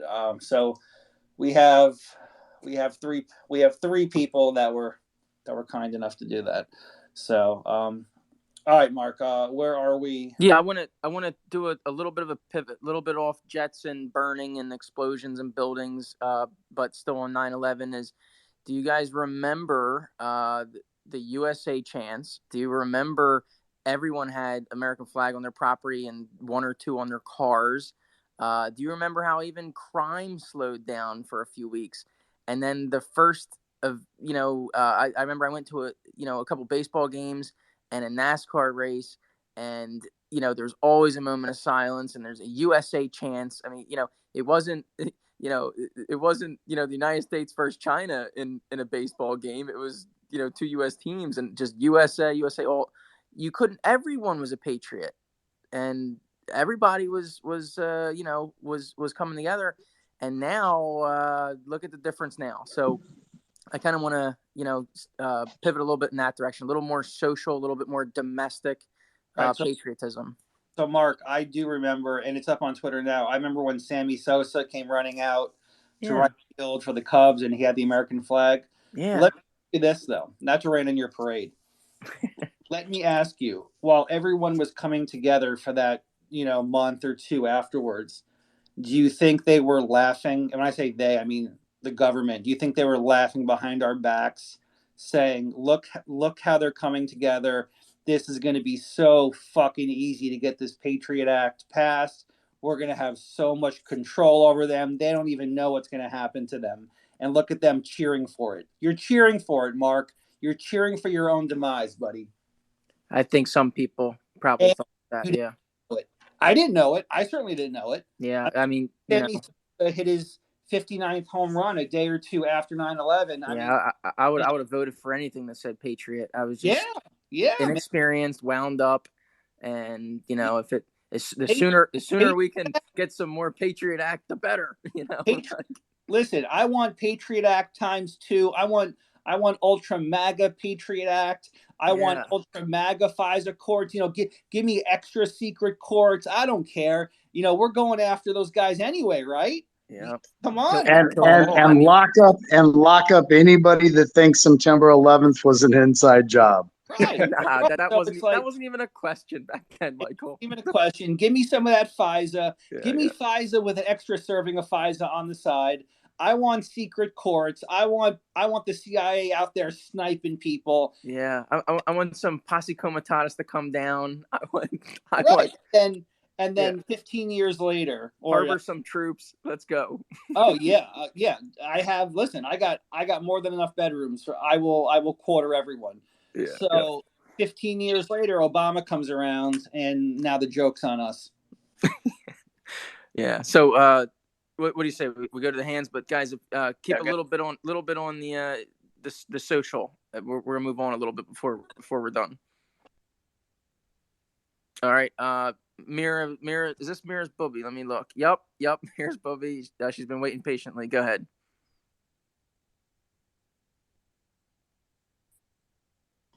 I think I'm going to have to pass because I had a comment about I was actually at Maxwell Air Force Base when all the brouhaha was happening, but I think I'm going to have to pass because I had a comment about how the towers probably imploded. But no, please don't pass. You waited to speak your piece. No, Mira. So hands go up, and we ramble for an hour. So this is your chance to speak. Don't pass it up. Talk about whatever you want to talk about. No, I actually graduated from Georgia Tech with a degree in civil engineering, but my husband went on to practice. He was a civil and environmental engineer. But we actually saw an interview with bin Laden, and bin Laden was gloating about how the towers had imploded. And I don't think that he realized that they were going to implode. I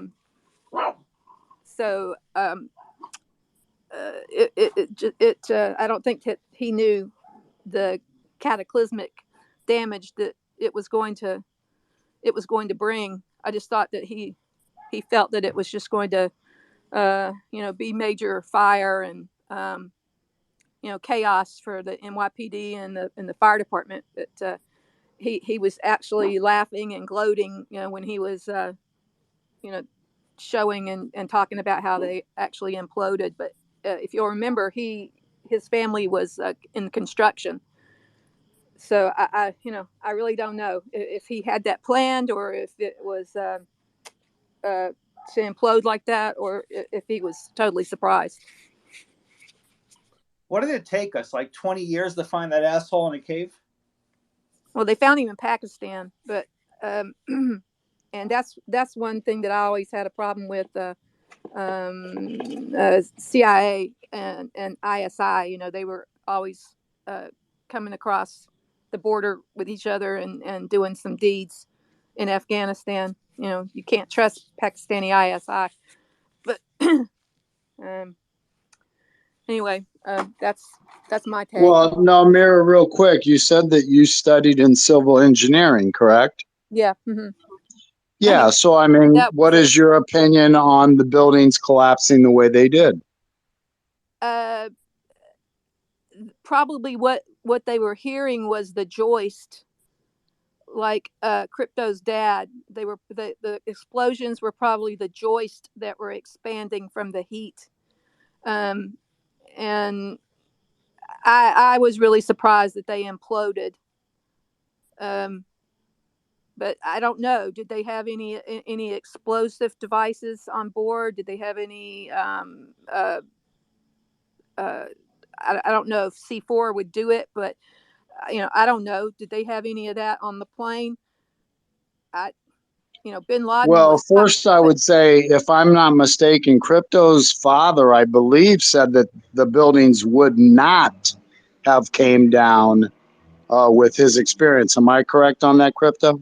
Yeah, again, he was just a foreperson there, but he was talking about the upgraded equipment and some of the stuff they were doing. And, just from what he was told and what they put up and the He expansion. talked about the expanded joist that they were putting in. Right. So he was Right. saying that the expanding joints were there to help the joist. Right. Right. He was saying that they were there to help the building further. Right. So that's if they- probably what they were hearing was the joist as they were the heat was expanding them, and they were hearing that it would probably sound like metal creaking and as they were caving in. That's just a guess, but to make them implode like that, I don't know that if they had any type of explosive in their They did not. baggage. No, they in fact they definitely didn't want that because they didn't want to be captured. They used box cutters, and just to bring it all the way back, guys, is there was no plan for there was no plan, actual domestic plan for the Air Force to react on if an aircraft is hijacked from within the United States. That's why we were slow to react. The concept was always that a hijacked aircraft would come from overseas. There would be time to react.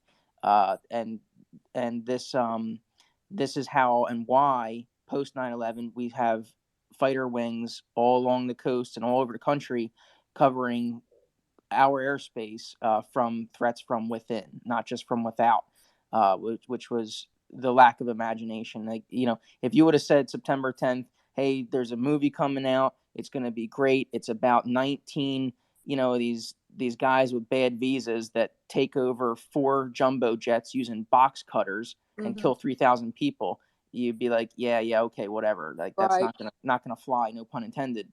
And that's exactly what happened. So, but anything else, Mira? No, I was just I just didn't know if anybody else had seen that interview with Bin Laden, because he actually seemed joyous. I mean, I know he was hot for those buildings. That was the second time he had gone for them, but it was devastating, And Mark, I can't help do it. I think some people in the room may remember, but there was, you say Hollywood couldn't imagine it, etc. There was an actual movie, I believe 6 months to a year before September 11th happened, of hijackers taking over planes and flying them into New York City as a terrorist attack. Really? If and when you figure it out, send me some info. I'd like to watch it. I just don't think that it would. Yeah, I'll try to check, but there was a movie specifically about a hijacking. Did it tank, or did the movie do good? Oh, I have no idea on that one. I'm looking forward to Storm. I've looked at his page. I think he's going to have some interesting things to say. Or not Storm, but Warrior. Okay. Crypto, you there? You want me to manage, or you manage these guys? You got. Yeah. Okay. All right. We will grant that Michael Dean little recon he did. So go ahead, Warrior. Yeah, thank you. Just to remind people that Bin Laden was a CIA agent, yeah. In the 80s, they used to give him weapons to fight against the Russians in there. So he's not like somebody that they don't know. And talking about airplanes, when you see that all the buildings, they came straight in that spot, it's so clear that it is controlled demolition. If you want to argue that and question that, you can take all your life doing that. But the reality, it's a fact that those buildings came down. But the question on how they came down, that's the big question. And from there, we can start questioning everything. First of all, I would like to ask anybody in the room, probably who was in New York that day, did you really yourself saw those airplanes hitting that building by your own eyes? And you can answer yourself that question. Because what I deeply believe that there was no airplanes, there was no terrorists, there was nothing. Your government did this to you. It's a complete, total inside job, and this is to change the world. Look what happened after that, you will understand everything. The world is ruled by few criminals, mainly the central bankers, and even the government itself doesn't count, by the way. They are changing the world, and it's happening.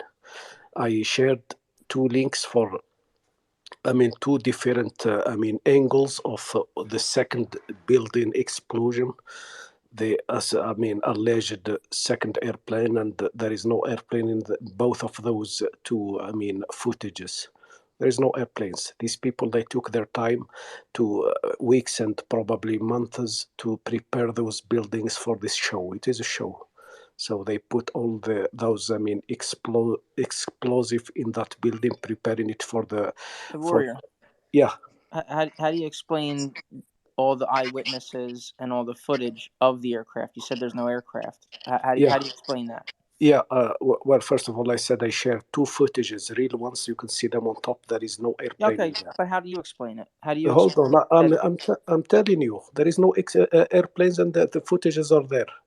When you say somebody saw it, I will tell you something. I was in a room with somebody exactly like you. He was claiming that he'd seen that. And in fact, when the people, even there in the room in New York, they keep asking him, where have you you've been living, which building you were?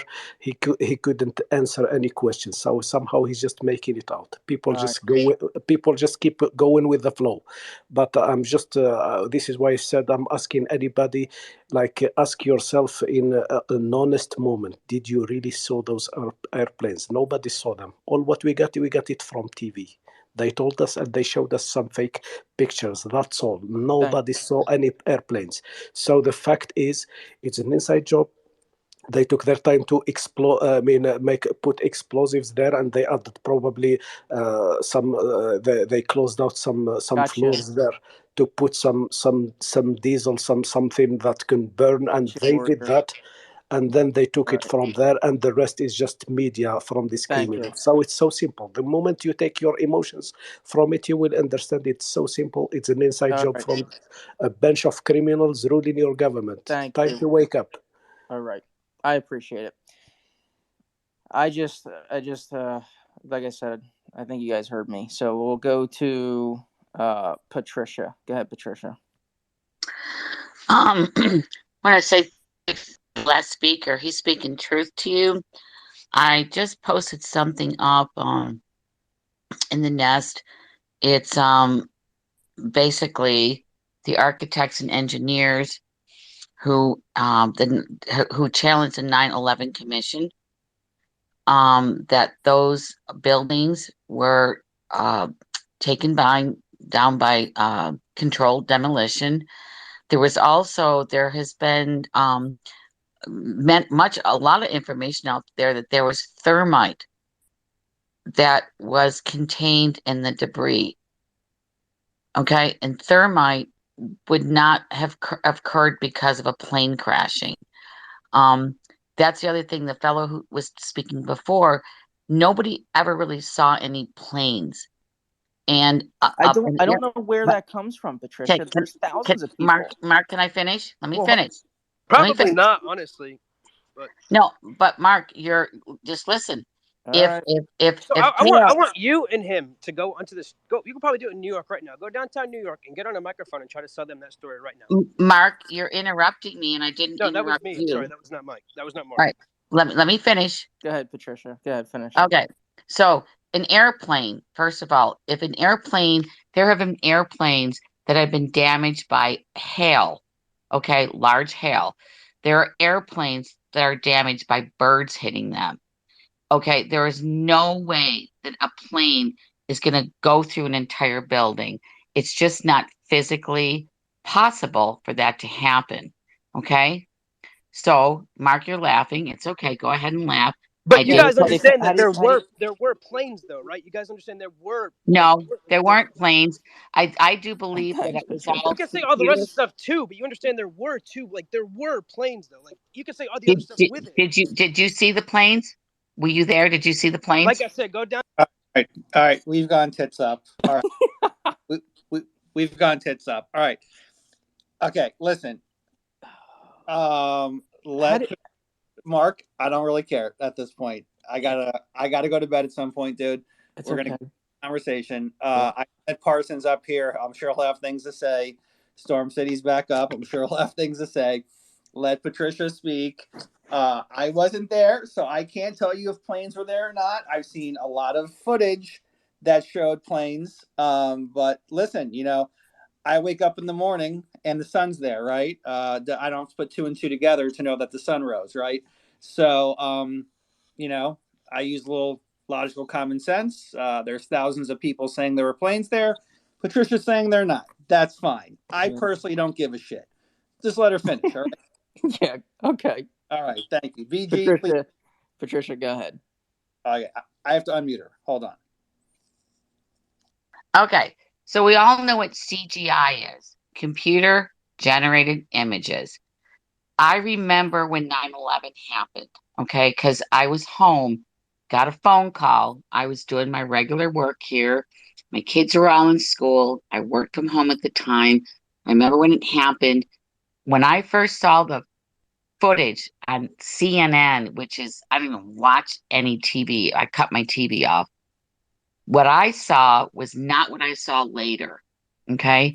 So there is CGI. CGI has been around for a long time. And if you don't know what it is, they can basically imitate a voice, anything.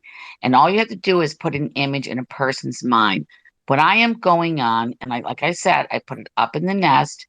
It was the architects and engineers about 9/11. I put that up there. You can go look it out, see what you think about it. But those buildings, there is no way that those steel beams burn down like that. They just don't do it. It's physically impossible. My dad was an engineer as well. It's not possible for that to happen. Okay. The other interesting thing is, and I went to church today and the pastor was talking about this. There is so much misinformation that people have just decided to absorb about 9/11. We have been so fooled about this and lied about. And another little thing I'd like to link to you is, I don't know if anybody, let me finish. No, I don't know. No, Patricia, that's not how this works here in my space. We have a back and forth when I want to talk to you. So okay, go ahead. Relax. Question for you. Are you religious? What does religious mean? What does that mean? You went to church. Are you religious? Do you follow a faith? Do you believe in God? God? I do. I'm a person of faith. I'm not religious. I'm a person of faith. Okay. Do you believe in God? Absolutely. Have you ever seen God? I don't have to because I have faith. Right. So you've never seen God. So how do you know he exists? Because God is inside each and every one of us. Says who? I know that by faith. So you're just asking me to blindly follow you, right? Because I don't believe that.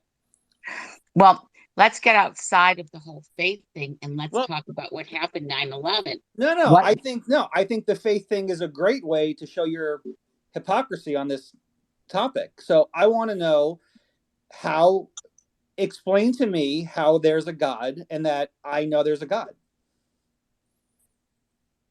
No one here has seen God. Tell us why we should believe you. I didn't see any airplanes either. Did you see any airplanes? Okay, but you believe in God. No, BG, Jesus Christ, don't make me do it. Did you see any? Did you see any airplanes? Was there any fuselage in the Pentagon, for instance? Nothing. Yes. People saw airplanes. My brother saw the second plane go in. Everyone saw planes in New York. Jack, calm down. Jack, I'm on a course. Jack, I'm on a course. Everyone, calm down. Before I have to meet you again. Calm down. Okay. So Patricia, let's say there were no planes. I didn't see planes, so there were no planes, and I haven't seen God, so there's no God. Would you agree on both of those? No, I don't. Why? Because if the plane hit the building, even if a plane did hit the building, it should have just crashed because an airplane is like tinfoil when it hits a steel building. The plane would have hit the side of the building and dropped to the ground. The whole building would not have imploded. So don't confuse God with physics. I'm not confusing God with physics. You're saying you didn't see it. So I want to know you've never seen God. Even if a plane did hit it, let's just say I believe a plane hit it. Okay? Say I believe, a plane hit it.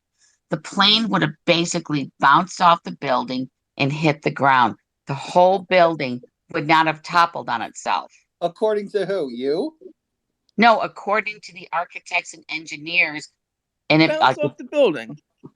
did you go look at the thing I posted up in the nest? Patricia, bounce off the building and fall down. Like a cartoon. Because an airplane is like, it would be like an accordion. An airplane has no way of holding up against a steel building. Oh. So it would so it would bounce off the building. All right. So let me ask you this though. Let me ask you a question. Have you ever seen what happens when a very large bird hits an airplane or when they have heavy hail? Because I've got friends who are pilots who have told me there's no way that those buildings could have gone through the building and taken that building down. The building would have survived in the. Okay, thank you for speaking over me. So I can tell you that I've driven on a very long bridge in Tampa, Florida, and I was going about 65, which isn't that fast. A bird hit my windshield and absolutely exploded it. So there's an answer to that. The bird didn't bounce off my windshield. It didn't just crack it. It literally fucking blew it out. It destroyed it. So, there's your answer to that question.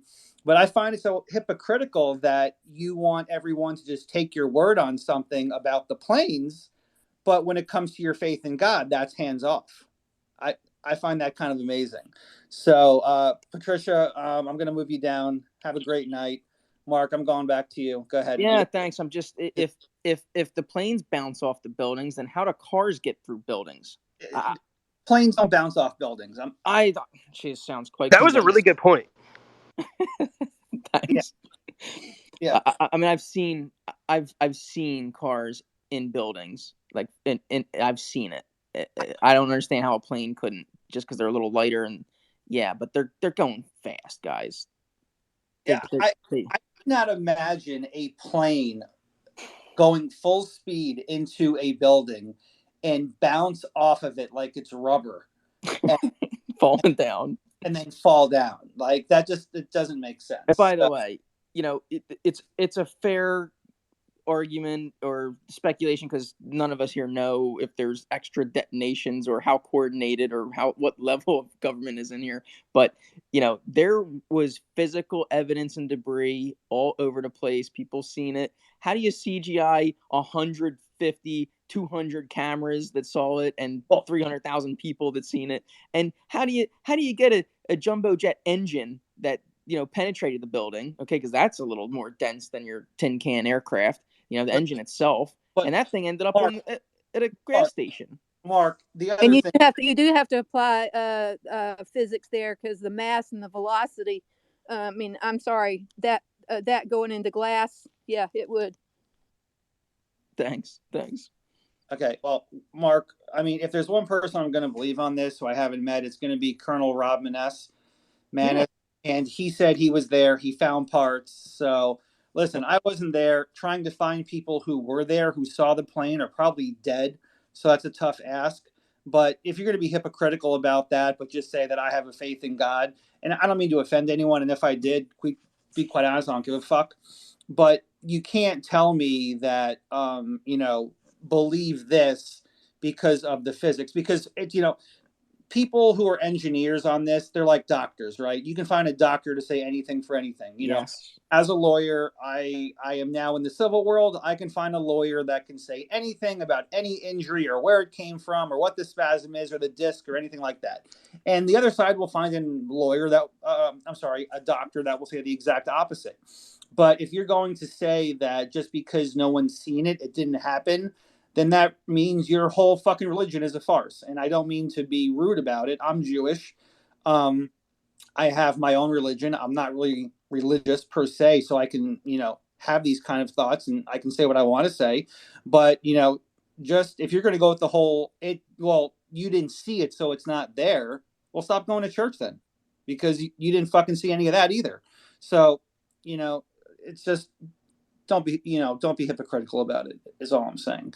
And, people who were there or the person who did see the plane coming in they're probably not around, and there's a lot of people that died that day.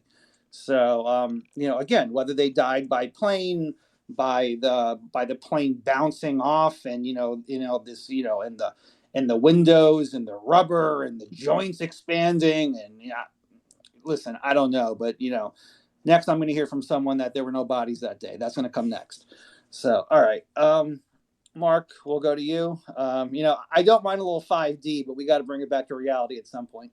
Yeah. So let me go to Johnny real quick. Bring us back to reality, and then we're gonna get to the hands, guys. But we're just gonna keep it a little faster. Go ahead, Johnny. Well, yeah, I'm bringing it back to reality. What? Hundreds of people got on the plane that day? Got dropped off by family members, were supposed to get picked up by family members, and they were never seen or heard from again. Do you mean to tell me the large conspiracy is hundreds of thousands of people were involved in abducting these people and killing them and putting them in the bottom of the ocean? I mean, come on. No. There's reality here. Johnny, they're all at Mark's house. Well, just believe. Patricia said, just believe. Yeah, Mark's got a pretty big house. My point being is when you talk about that part of the conspiracy, you're really insulting the family members of anybody that disappeared that day, never to be seen or heard from again. And I'll end it there. Yeah, I wonder what Patricia how she would manage going to the museum and looking at the physical evidence and seeing that at literally ground zero. I just don't. I would. Well, who knows, right? All right, let's go to Parson, and I'm gonna put Liberty on deck. Go ahead, Parson. Yeah, the physics of it all is really this simple. You don't need the steel to melt, especially in that particular design of a building, of its kind. A lot of people don't realize how much that building moves, even on a clear, almost windless day. It's a matter of decreasing its strength. Inside of a jet airliner, a 757, there's a tremendous amount of titanium as well. So when you're flying in at 570 miles an hour in a 20-ton aircraft, you're talking about an inertia that's massive. And quite frankly, all these stories, I mean, I've been listening to this shit since, October of 2001, and I've seen the same kind of BS engineering kind of things that she's going to talk about. But, as somebody that, took, engineering classes and understands and know what I saw, know people that personally saw it live, one of them being my brother-in-law. He was in one of the frickin' buildings. When I hear people talk, say, especially with such limited knowledge or understanding, it speaks to the reason why we have the elected officials we have today and the shit we have to deal with. In that, I try not to speak about anything I don't know. And that's why I love coming and meeting people, especially you, Mark, you guys in here, so many of you in here, because you're experts in your field and I can learn from you. And, be a jack of all trades and a master of a few. That's really the reality of life. That's what we should all try to be. But, I don't need some propagandist to tell me that this was CGI. Yeah, CGI real time for billions of people to watch it, and millions saw that second plane live. Give me a break. Let's kind of get grounded in some freaking reality here. I'd like to talk about everything else, but I am personally just struck by the lack of common sense, logic, and reason that we see in our society. And I'll leave it at that. Parson, thank you. I completely very well said, agree. Parson. Yeah, and you did it a little better than I did, but I'm in the same line of thinking. BG, I've seen you. Oh, I'm sorry. Didn't I can say a little bit. Liberty, then BG. Okay. Hey guys, so I'll keep it short, mostly because Parson already said a lot of what I was gonna say. I heard I have a Homeland Security and Emergency Management degree. That was my undergraduate degree. I heard Mark say he had, I think, something similar. Yeah, same thing. Yeah.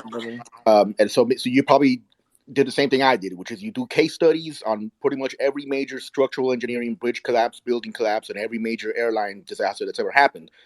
And having picked up all that knowledge, I can say the same thing Parson just said, which is, yeah, these aircraft are designed to be lightweight. They're made out of mostly aluminum and plastic, but they also have very strong metals in the parts that are supposed to be structurally fit. They're traveling at several hundred miles an hour. Pretty much the entire wing on this specific aircraft is a fuel tank, multiple fuel tanks carrying thousands of pounds of jet fuel. So yeah, if that thing hits a building, it's going to go through it. And as far as the steel beams, same thing. They don't have to melt, but you don't have to be a physicist to know that if you heat up metal, it becomes pliable. And if it's pliable, it's not going to be able to hold up the way it's supposed to hold up. So same thing there. That's really all I have. Thanks, Liberty. I mean, like I said, I think we have exactly what we saw, and I think the consistency of the two buildings with the two essentially missiles, I think it speaks for itself. Go ahead, BG. Quite the interesting conversation. No, like I said, if you believe that, go stand in downtown New York right now with a megaphone and try to sell them that story and see how long you last. One thing I will say, though, the Department of Defense, the Pentagon building, the fact that anything was able to touch it, especially a fucking commercial airliner, puts a reality check into a lot of things. And I am so thankful that the last president put $2.7 trillion back into our fucking defense. I am so thankful. Because there are reports that shit we didn't even know if it worked, could not work, and I am so thankful we have a whole new defense. So thankful for that. Because you don't fucking know what could happen on any given day. I would say just a quick add to that, BG, is, after serving under 4 presidents, pretend I had no idea who the president was. Pretend I had no idea who the administration was, what the politics of it were. During when that money got pumped into the military, I noticed a difference. I noticed a massive difference with weapons, vehicles. I mean, specifically vehicles. We were hurting in vehicles, in my line of work. And I'm not saying pro-Trump, anti-Clinton, Obama. I'm not even saying that. It was a noticeable difference in equipment during that time period. So good. And I will say, Edward Snowden was right, by the way. 21 years Okay. later, Snowden was right. All right, thanks. I'm not quite sure right about what, but thanks. Overreach. But okay, yeah. Oh, I got you. Yeah, yeah. Right. He's And I think, Mark, right now, if I put a gun to your head and I said you have to trust one or the other, the government or Snowden, who do you go with? Wow. Like, I guess I won't ask any questions with a gun to my head. I'll just say Snowden. Yeah, that was the whole point. Yeah. Yeah. If you ask that question without a gun, we're gonna have a nice chat. I said, what am I trusting him about? But Can I talk? No, I'm joking. Hold on. Just raise your hand for us, Jennifer. Commie. Sorry. Just raise your hand, Jennifer. We'll get to you right away. Jennifer can try again. I just brought her down. Okay, yeah. Jennifer, if you want to come up, you can come up. You put your hand up. It's kind of like you're in school. Raise your hand. It's kind of like you're in school and just follow the lead of everyone else. Like if you see people with their hands up, they're not doing it because they're trying to stretch. They're doing it because they want to speak. So, unlike other rooms where everything just goes tits up 24/7. Free for all. Right. We actually have rules here. Rules is rules. All right. And you got to put your hand up, and then we'll gladly call on you. Not a problem. Otherwise, I look forward to all the mean tweets that are coming through tonight, especially from people that have not apparently persuaded us that they're. I mean, to be quite honest, I should have seen it. Fuck, I fucking hate English. I should have saw it coming, but yeah, I wasn't expecting the whole they CGI'd it real time. That was a little off the plantation for me. And if anybody's offended by plantation, there'll be an FBA space tomorrow. You guys can go there. That's awesome. But I didn't expect the whole there wasn't fucking planes there. I mean, they were tracked. I mean, we were going I was trying to go a little more deeper and not just so fucking rudimentary, stupid conspiracy theory. I was trying to go a little deeper into the government and the Patriot Act and other things. There are things here that we can plausibly talk about that commonsensical would say, well, if they had foresight, the Patriot Act has been a great weapon for them for the past 2 decades, right? Things like that. But just to come on and say that there was no fucking planes, we're kind of talking at maybe the eighth grade to high school level, and some people are coming in with kindergarten shit. So, again, we're not experts. Just try to keep it like, above fucking like the literacy level, so we can talk about some, decent things. All right. And I tried Oh, to Mark, bring it back. Try to bring it back socially, but they didn't want it. They wanted CGI talk. Yeah, I may not be completely correct on this, but I don't even think Alex Jones ever denied there were planes. Yeah, I mean, and if Alex Jones didn't say it, then, and listen, if you brought up something that Alex Jones didn't think of, you're way off the fucking mark. Now, I will say, Alex Jones, don't really watch him. Actually, still kind of not a fan. I watch him more now. Oh, I'm sorry, Jennifer, I'll bring you up. Brick, I'll bring you up too. So, it definitely has been interesting with Alex Jones, especially in the trial that he had, and Steve Bannon. Not that I'm comparing the two per se, but Alex was a little heavy for my taste in beers. I think Alex probably looks like a Guinness, and I'm like, wow, that's going to be a really heavy beer. And then I drink it, and I'm like, it's really not that heavy. It kind of goes down okay. So Alex is like that. I'm like, this guy's a little much for me. But then I listen to him, and I'm like, no, he is too much for me. But then 5 years go by, and I'm like, well, he was right on that thing. Not saying he's right on everything, because obviously he had to tuck his tail on Sandy Hook and say, oh, no, I fucking never said that, which... he got hammered in that, though, too. Yeah. The frogs are turning gay, though. That's true, but I think to a frog, a hole's a hole, so I don't know. Well, that's a problem for the species, I'll tell you what. You got to find the right hole if you want to make more frogs. Well, that's the whole thing for Markistan. We can talk about that later. But, as far as... fucking Markistan popped in my head and I lost it. I'm sorry. All right, Mark, go ahead. Let's go to the hands. Yeah, let's, let me see. I think Storm, then I'm back. Go ahead, Storm. Yeah, no, I appreciate y'all allowing me to come back into the conversation or fray. So, I'll say this on the onset. We're all Americans, right? And what's the last thing that any one of us want to experience in life, business, family, career? You name the paradigm. No one wants to be deceived, especially in business, right?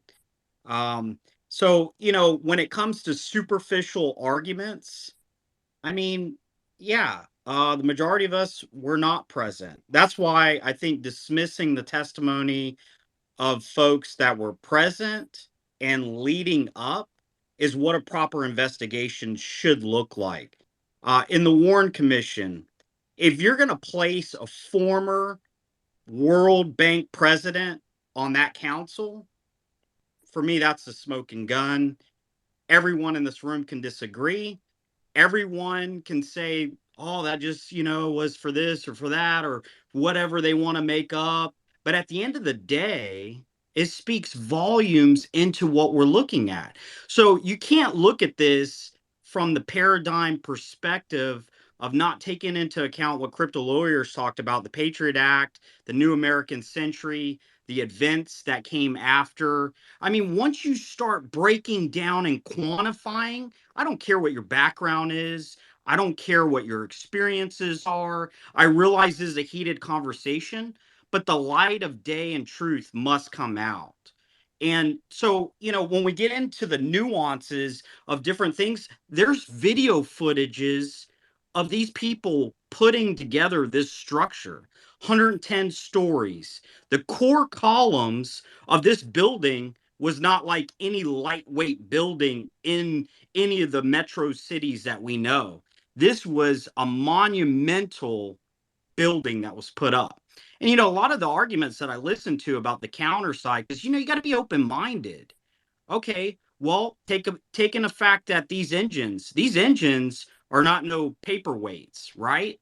So why did the feds magically show up and say, I want your video footage of what occurred at the Pentagon? And I sent a few of y'all some aerial photos of this thing. You know, there's an alternate story that it was an RPG or a rocket or maybe a cruise missile or something other than an airliner. Okay.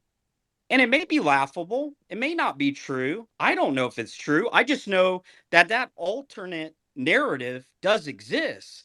And no one has been able to prove beyond a shadow of a doubt in the public's eye, in the 9/11 Commission, in a court of law, that the facts are irrelevant to the situation or event. And the video footage magically is, not available, classified like anything else.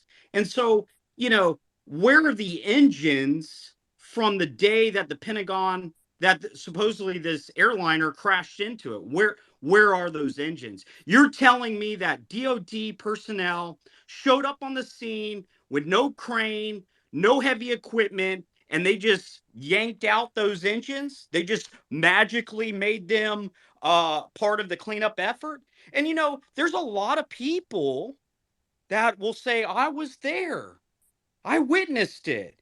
And maybe it was a small aircraft, but not engines the size and weight of an airliner. I don't know. Nobody's ever disproven that to me. So, I mean, if we want to have an honest debate, let's talk about the facts. What about all the gold? Nobody ever talks about the gold, but there's articles and papers in the Baltimore Sun and others that they said they recovered them. And how did they recover them? There were semi-tractor trailers.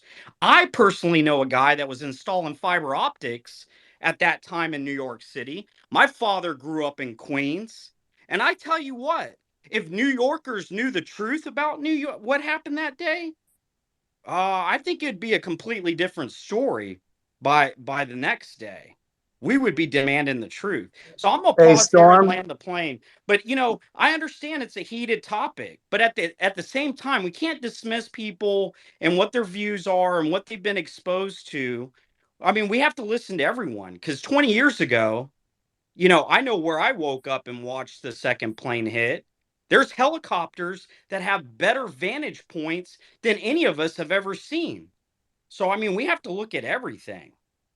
Hey, Storm, real quick, we have a lot of hands, and I know that Crypto needs to get off soon. So if you can do real briefly, I mean, like literally 30 seconds, because I do know it, and I can give it if you need. Let's go off the Pentagon just for a second. Can you just give a very brief description of the New American Century document that you brought up? Because I'm aware of it and what its relevance is. Very, very briefly, sir.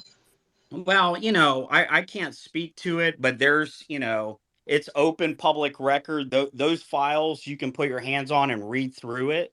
So I would say don't take my verbatim, but essentially how they were going to go into so many countries in the Middle East, and they were going to topple these governments. Libya is one of them. We saw what happened to Gaddafi. Hillary joked, we went in there, we saw him, he died.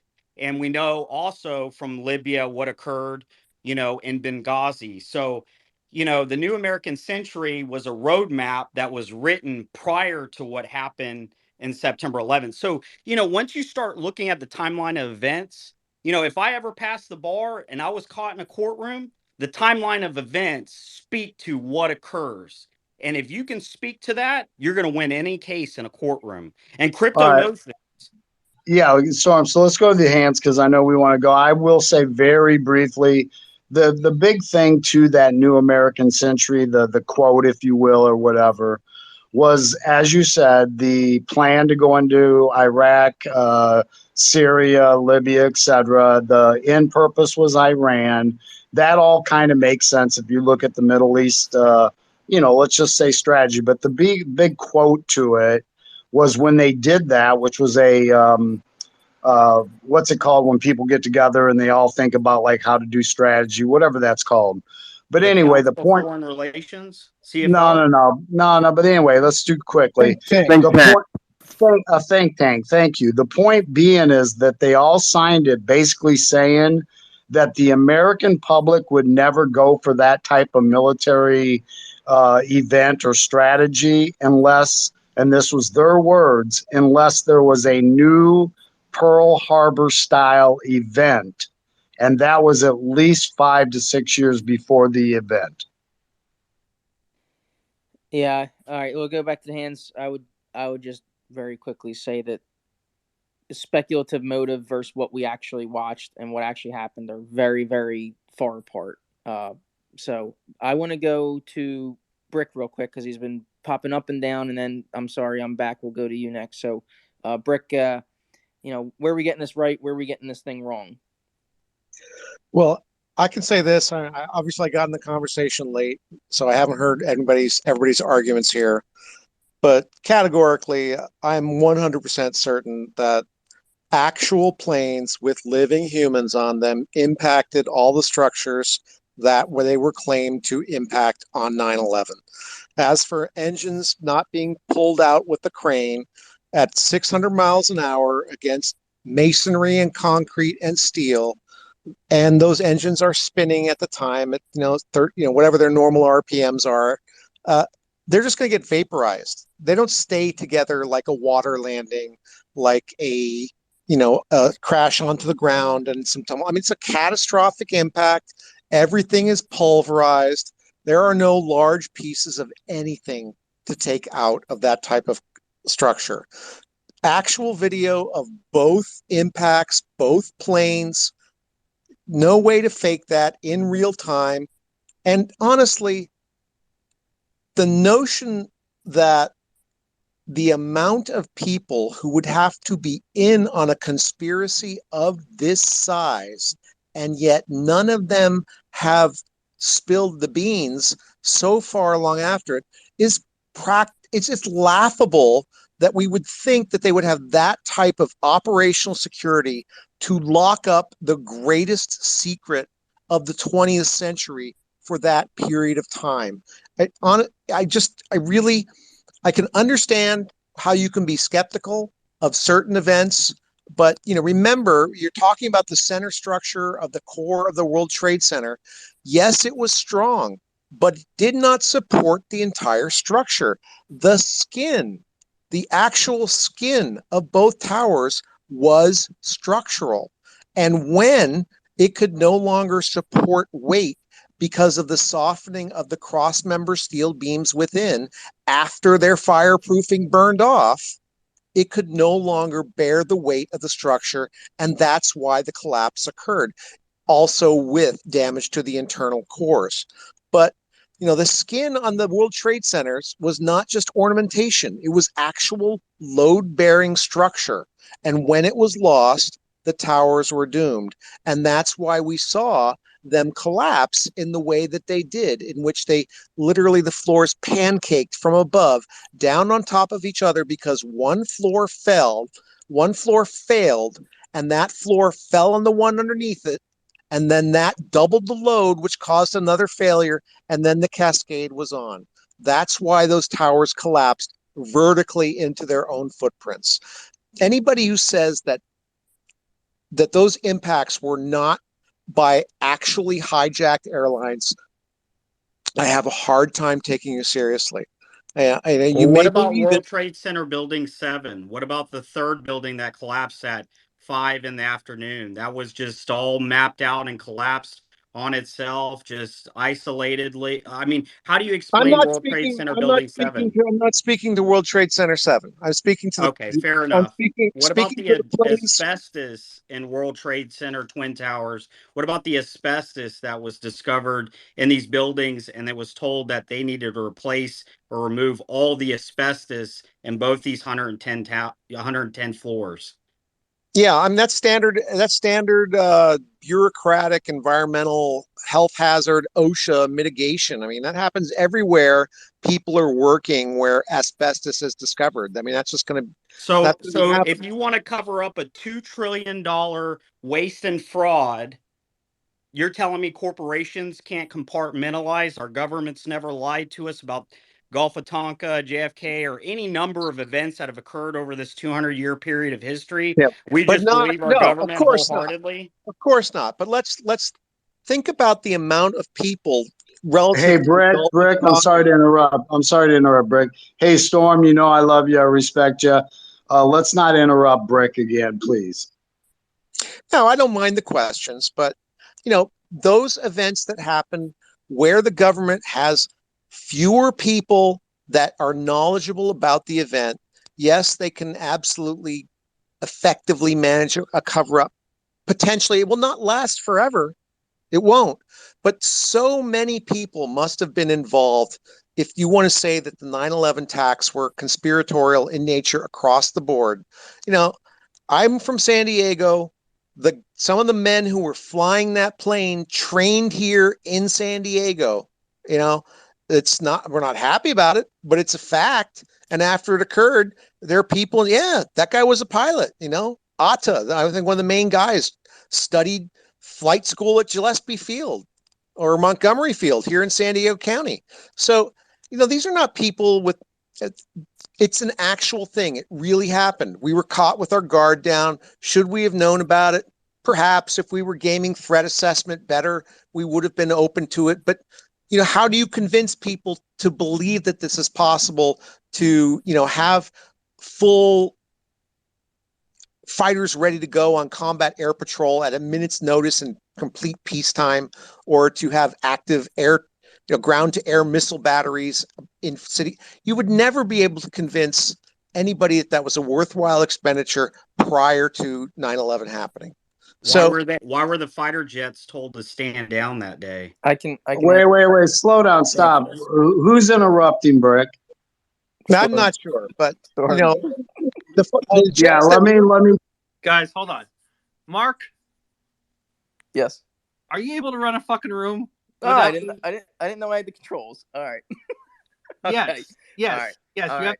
controls. I got the controls. You have Here the we go. This is your fucking test flight. Because if I have to come back in again, me gonna be no bueno. No bueno. All right.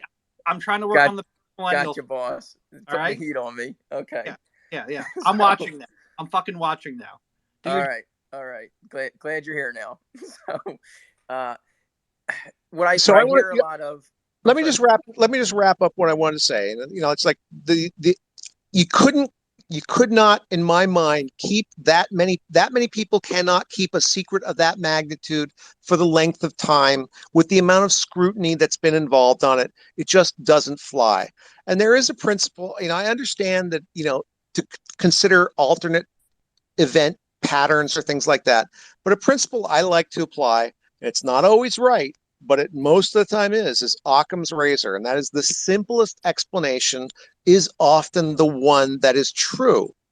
And the simplest explanation is terrorist groups came to America, learned how to fly planes, cased the joints. James Woods reported them on a practice flight, and then they executed a plan, and they didn't execute it flawlessly, but they did fairly well. And that's what happened. That's the simplest explanation. That's the one. And I don't believe it because it's simplest, but it makes sense. It makes more sense to me than an elaborate series of conspiracy theories in which the government is trying to, kill thousands of its own people and pull off a Pearl Harbor on itself. Now, I don't believe that that's what occurred. But if you want to talk about actual Pearl Harbor, and did we know the attack was going to take place and not do anything about it because we wanted the war to start, well, that'd be a different story. I might be with you on that one. Hey, Brick, a real quick question for you.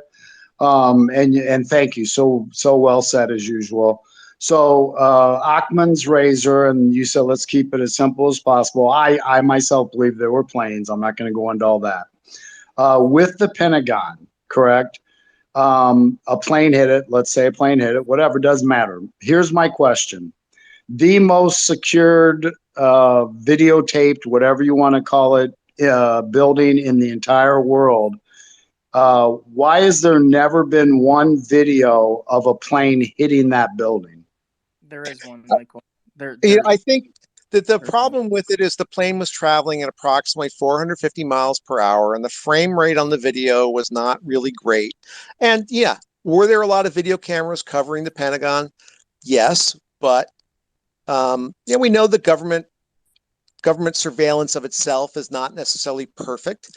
And yeah, they had security and they had surveillance, but they weren't trying to surveil against airborne attack. So their assets are, their security assets they had are not really designed to show anybody approaching in a threat axis from the sky. It's just static shots of parking lots, and in the parking lots, they've got those crash barriers and spikes that come up that don't let you drive through. So they were prepared for something like that. I agree that it would be great if we could see like a really solid pan shot of a plane crashing into the Pentagon. That we didn't get that image. I agree, but that doesn't mean that what hit the Pentagon was a missile or something.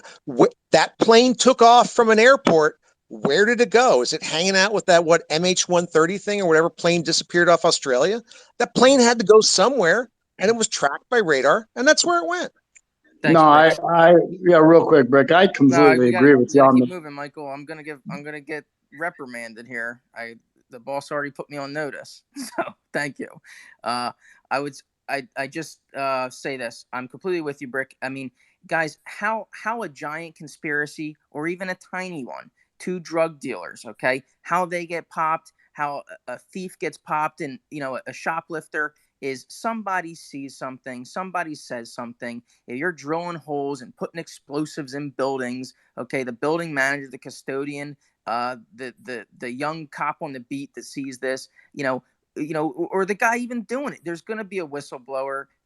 If the government can't unroll, its Obamacare website, and it can't get the military paid properly on time, and good luck calling the IRS and trying to deal with them. They can't pull any of that off, but they're going to pull this stunt off. It's like you said, it's laughable. And I also ask all the people that think that, I really have to ask you, what did you think on 9/11? Did you have the same? Hold on, don't do that to me. You can't. Did you have the same line of thought back then? No, you took your time, and as time happened, your connection with what likely happened, which is what we saw, has broken down, and now you have more doubts than you ever did. So we're gonna move this along to the hands. I see Parson. You're good. Just keep it brief for me. Go ahead. Well, Anastasia is actually up next, and I'm going to answer some very specific questions because I'm an expert in surveillance. After Anastasia, I'll answer those questions okay, to I'm the sorry, point. Anastasia. Go ahead. Well, I initially got in here to talk about the FISA court in as far as what's going on with Trump, but I've been listening to all of this, and I just wanted to say that I had just gotten married. I'm not married now, but I just gotten married right before 9/11. I was day trading. My husband was in New York, and my husband called me and filmed the planes going into the building. Okay. So he has the video. And I wanted to say also that, yeah, there were hundreds of people filming the same thing. And we saw the planes going into the building. Not only that, but there were people on their cell phones in the plane calling their loved ones saying, I'm on a plane with the terrorist. I mean, there's just so much evidence. But what I also wanted to add is maybe there was a combination of the bomb and the planes. I don't know, because some people said they heard bombs. But the other thing I wanted to say is there's just so much cover up of all over the years of so many things. JFK, sealed, 9/11, Las Vegas shooting. There's just so many things that we don't know what happened. It's numerous. And we know now, because we've become a lot more, we know a lot more from what we've seen, that the FBI goes in and removes evidence. Even just the trucker that was trucking in the ballots, and he called the FBI and they went to his house and they literally took the evidence and did nothing with it. I don't know, I'm just throwing that in. But the other thing that was interesting, I was living in Phoenix at the time, and a few days before 9/11, I was at a Kinko's, and there were these guys speaking Arabic on their phones, on their cell phones, and they were also speaking English, and they mentioned something about taking flight lessons at the Scottsdale airport. So a couple of days after 9/11, I called the FBI and I told them that I'd overheard this conversation in Arabic and English about these guys that were taking flight lessons at the airport. Um, I don't know what they did with it, but I just thought I should be a good citizen and, you know, give them some evidence, possible evidence. Um, and that's it. I had so much more I that I got a wanted to quick say, but one for you, Anastasia. You're everybody's already covered it. Yeah, you're a clinical psychologist, am I right? yeah. Okay. Just looking for. Can you give us briefly, if you will, people?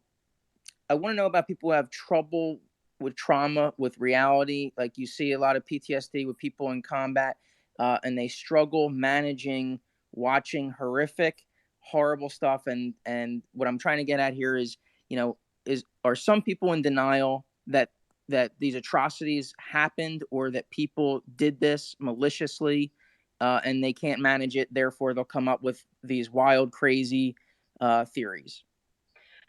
Well, that's a really complex question because earlier we were talking about religion, right? And, you know, I'm also Jewish, but I'm not really a religious person. But because I'm kind of a scientist and I like to see proof of things, there are proof of things that we don't see, like sound waves, for example, but we can find the proof in different ways. I had a professor that showed us sound waves. There's microwaves, there's things we don't see, but we know they exist.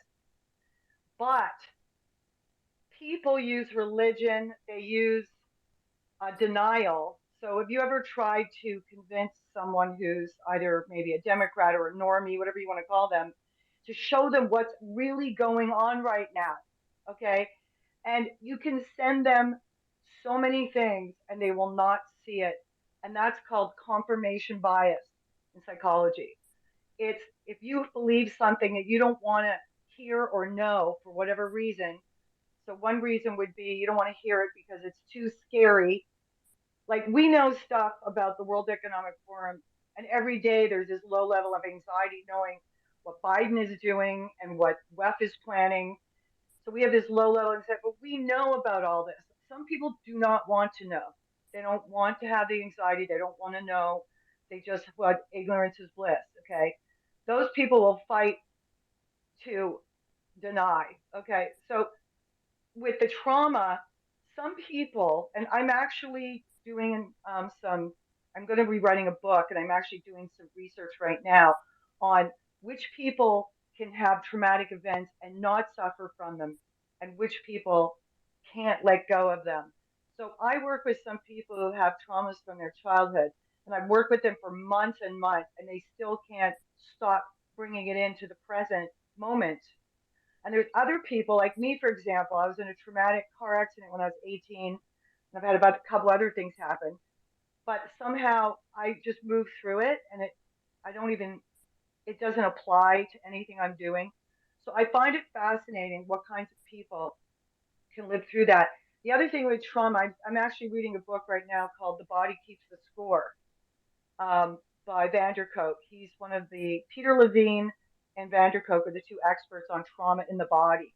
So some people store it in the body, and there's body work you can do. But what they do with a lot of the veterans is they just have them talk about it as long as they want, because they don't want to talk about it. They don't want to relive it. They don't want to dream about it. So they repress it. And if you repress things like that, you can get really sick. Okay. You can get physically sick there's a lot of evidence about it. That's a really complicated question. No, thank you. That's yeah.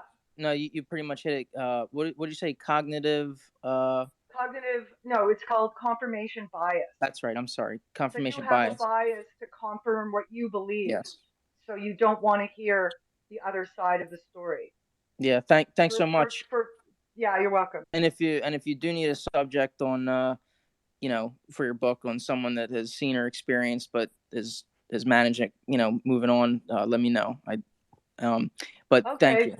follow me and I'll DM you. Yep, already done. Thanks. All right, guys, we're gonna back to the lightning round here. Parson, then Foamy. Go ahead, Parson. You got it. Great job, Anastasia. Anastasia's a great follow. She's a great gal. She's a great gal. We've been talking for a couple months now, huh, Anastasia? I love her. To address, I want to address three things, if I might. Okay. Number one, let's talk about the Pentagon camera system. I've been in the camera business and I'm an expert in the field, probably in the top of the field. And I've been self-employed for 26 years in this industry, meaning I've owned a company doing this. At that time of when the Pentagon would have been done, the best technology available was 8-hour tapes, guys. And you didn't have a recorder for each individual. So I'm gonna drop some terms on you. Duplex multiplexer and a matrix switch. At best, that camera was recording, at best, 1 frame per second. Maybe at best. Okay, so a duplex multiplexer, you know how these systems, that technology, and even if they had just recently upgraded to the most recent technology available, let's say in 2000, which would have been the first digital video recorders, they were still using a duplex matrix to do that recording. And what that means, just so you understand, you can only play the videotape back on the same system. Okay, because the videos are streaming in. You say you got 16 cameras, or just to make the math simple, a duplex multiplexer's capability is to take 60 photos per second. So I got 10 cameras, right? So every second I'm getting a limited number of cameras. But what the system does is it marks Parson, does this mean that the plane's too fast for the camera? Yeah, I guess I'm getting too suspicious. So I'll move on to the next one. But you guys get what I'm getting. There was no, unless they had an individual recorder recording just that camera, you were never going to see that plane. You were never going to see it. Okay, number two, those buildings, Storm, getting back to the, there's a great documentary on the building of the Twin Towers. I highly recommend you watch it, because the information, when you start talking about the asbestos, there's a reason why building 1, which was hit first, stayed up longest, because it had asbestos installation. Building 2, they stopped it because that's, it was at the time of the construction that say, oh, you can't use this shit no more. And so remediation only occurs when you're going to strip the walls, because you don't want that shit floating around in the air. So they never pulled the old asbestos out. If you buy an old house in Detroit and you go to remodel it and you go to rip out the walls. So one had better flame retardant than the other. Now, in addition, remember how building 2 was struck? It was struck lower on an angle at the corner, and it weakened. And when that building fell, it didn't fall like building 1 fell, which fell second. It fell, the top half fell on an angle. It crashed into several buildings, did massive damage. You see pictures, the video, because nobody was standing where the heavy damage was because it was a debris pile. But if you go around the videos you saw, the building looked just fine. If you would have saw the backside of building 7, it was destroyed. It was gone. Thank God they evacuated it. Okay, there'd have been a lot more deaths. So there's a lot more information. So you take these bits and pieces. People throw a little bit of food out there, and they say, "Oh, you see, and it felt like that." No, it's not all the picture. That structure was huge. It was 110 stories. There's a huge difference in the way those structures fell, and the compacting of those floors would have sounded like multiple bombs going off. We seen as the dust burdened out the windows as each floor fell. Right? Yeah. I mean, the evidence is there. You just gotta suspect everything. Like Anastasia says, never believe anything on the surface. I always like to wait 2 or 3 days before I even comment on any national event, because we don't have maybe 10% of the information. Thanks. So I'll leave it at that. No, I appreciate it. Very good points. Foamy, go ahead. How are you? Fami. It's Fami, Father Mommy. Anyway, Okay.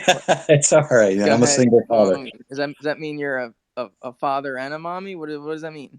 That's exactly it. I'm raising a teenage daughter. I'm the father and the mommy. Oh, okay. Good luck. Go ahead. Anyway, to one of the points that you're talking about, these pilots being trained at different airports, some of them were actually trained here in Florida, down at Venice Beach. And I remember the person that ran the school didn't say anything at the time, but these pilots did not want to learn takeoff or landing. They only wanted to know how to control and fly the plane.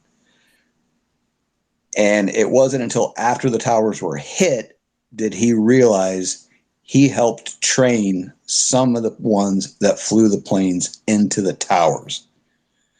But yes, sometimes the simplest answer is the correct answer. You can't dig in and think everything is a conspiracy when on the surface, it's just reality. We had bad people take over planes and kill thousands of people. And it triggered, yes, wars. Did it open up the doors to go in and get Saddam? Absolutely. Did it open the doors to go do bad things? Yes. But we can't think everything is a conspiracy. We can't think everybody's out to get us, or we're never going to be able to live our life. And to Anastasia, if you want another subject to talk about trauma, please follow me and get with me, because I have died from a heart attack for 10 minutes. I've been run over and crushed by a Jeep. I have fallen off of roofs. I've got more damage to my body. Not to mention, I just dealt with a 3-year divorce. So I would like to be a part of your subject, because I'm dealing with a lot of crap myself. But anyway, sorry I can't follow anybody right now. I'm in Twitter jail. I said something that the snowflakes didn't like. Oh man. Well, hopefully you'll be released soon enough. Thanks. 3 more days, but Okay. you keep doing a good job, Mark. I You appreciate stay strong. Yeah, stay Absolutely. strong in that jail. So BG, and then we'll probably get to the bullpen. Yeah, Go this ahead, one's BG. actually to you, Mark. 'Cause I know you Go brought ahead. I know you brought up the Patriot Act. Have you? You sounded a little shocked when I talked about the Stone thing. Have you looked into that situation? I think you need to if you haven't, because it might. There's a Stone correlation. thing? I'm sorry. Yeah, You said the Snowden situation in the Patriot Act. You need to look into it, bro, and you'll see some things. But at the same time, it's okay. flawed, but it's needed. It's a necessary flaw, and it better fucking work now, because there is a lot of refugees that got let into this country from that area, and it better fucking work. All right, because we are borderline war with Iran right now, so it better work to a T before any of that shit even thinks about happening ever. Yeah, just if you don't mind, send me a DM so I absolutely kind of where you're going. If you're into weird shit. Well, yeah, just send it to me, because I'm a little lost, but I appreciate it, BG. Okay. All good. So no, you brought up the Patriot Act. That's why. Yeah. Thanks. So let's go to the bullpen here, right? So we got let's go Michael, Brick, and then Johnny. So go ahead, Michael. Yeah, I'm just going to say quickly, I think it was a great discussion, and it's what people need to do as a collective, get out what they're thinking. I really always respect how we can have people like Parsons and Mike with the airplanes, and Brick, always sensible, and hopefully bring, a lot of people around to at least an even balance on this, somewhat controversial thing. And I'll just end quickly. Set everything aside. This whole thing is really about the people that died. The people in the towers. I believe the people in the planes. It was one of probably the most tragic day in the history of our country. And we should never forget, as we said, what happened on that day and the attack that took place. And, That's what's really important about all this. Thank you. All right, Brick. Yeah. I think actually one of the most severe casualties of 9/11 was the personal liberty of Americans. And, the Patriot Act is a huge overreach into domestic surveillance that never should have been approved. But it was approved, and that speaks to the lack of intelligence gathering that was happening at the time. Clearly, none of the intelligence agencies were monitoring the situation close enough. And there was a knee-jerk reaction to try and fix that. And in the course of that, people took advantage and created these FISA courts that were abused and everything else like that. So in addition to all of the people who perished, the freedoms of every American perished to a significant degree as well. And that's actually something we can get back if we want to. And we should work towards that. Thanks, Brick. Johnny, that's you're the closer. Go ahead. Just to echo kind of what Brick was talking about there. I mean, the Patriot Act was all about monitoring U.S. domestic traffic in order to prevent the next 9/11. And there were multiple instances, whether it was the guy coming across from the Canadian border in Seattle or the guy from, I think these were all Muslim or semi-related guys. Think about them, all the things that were thwarted or stopped.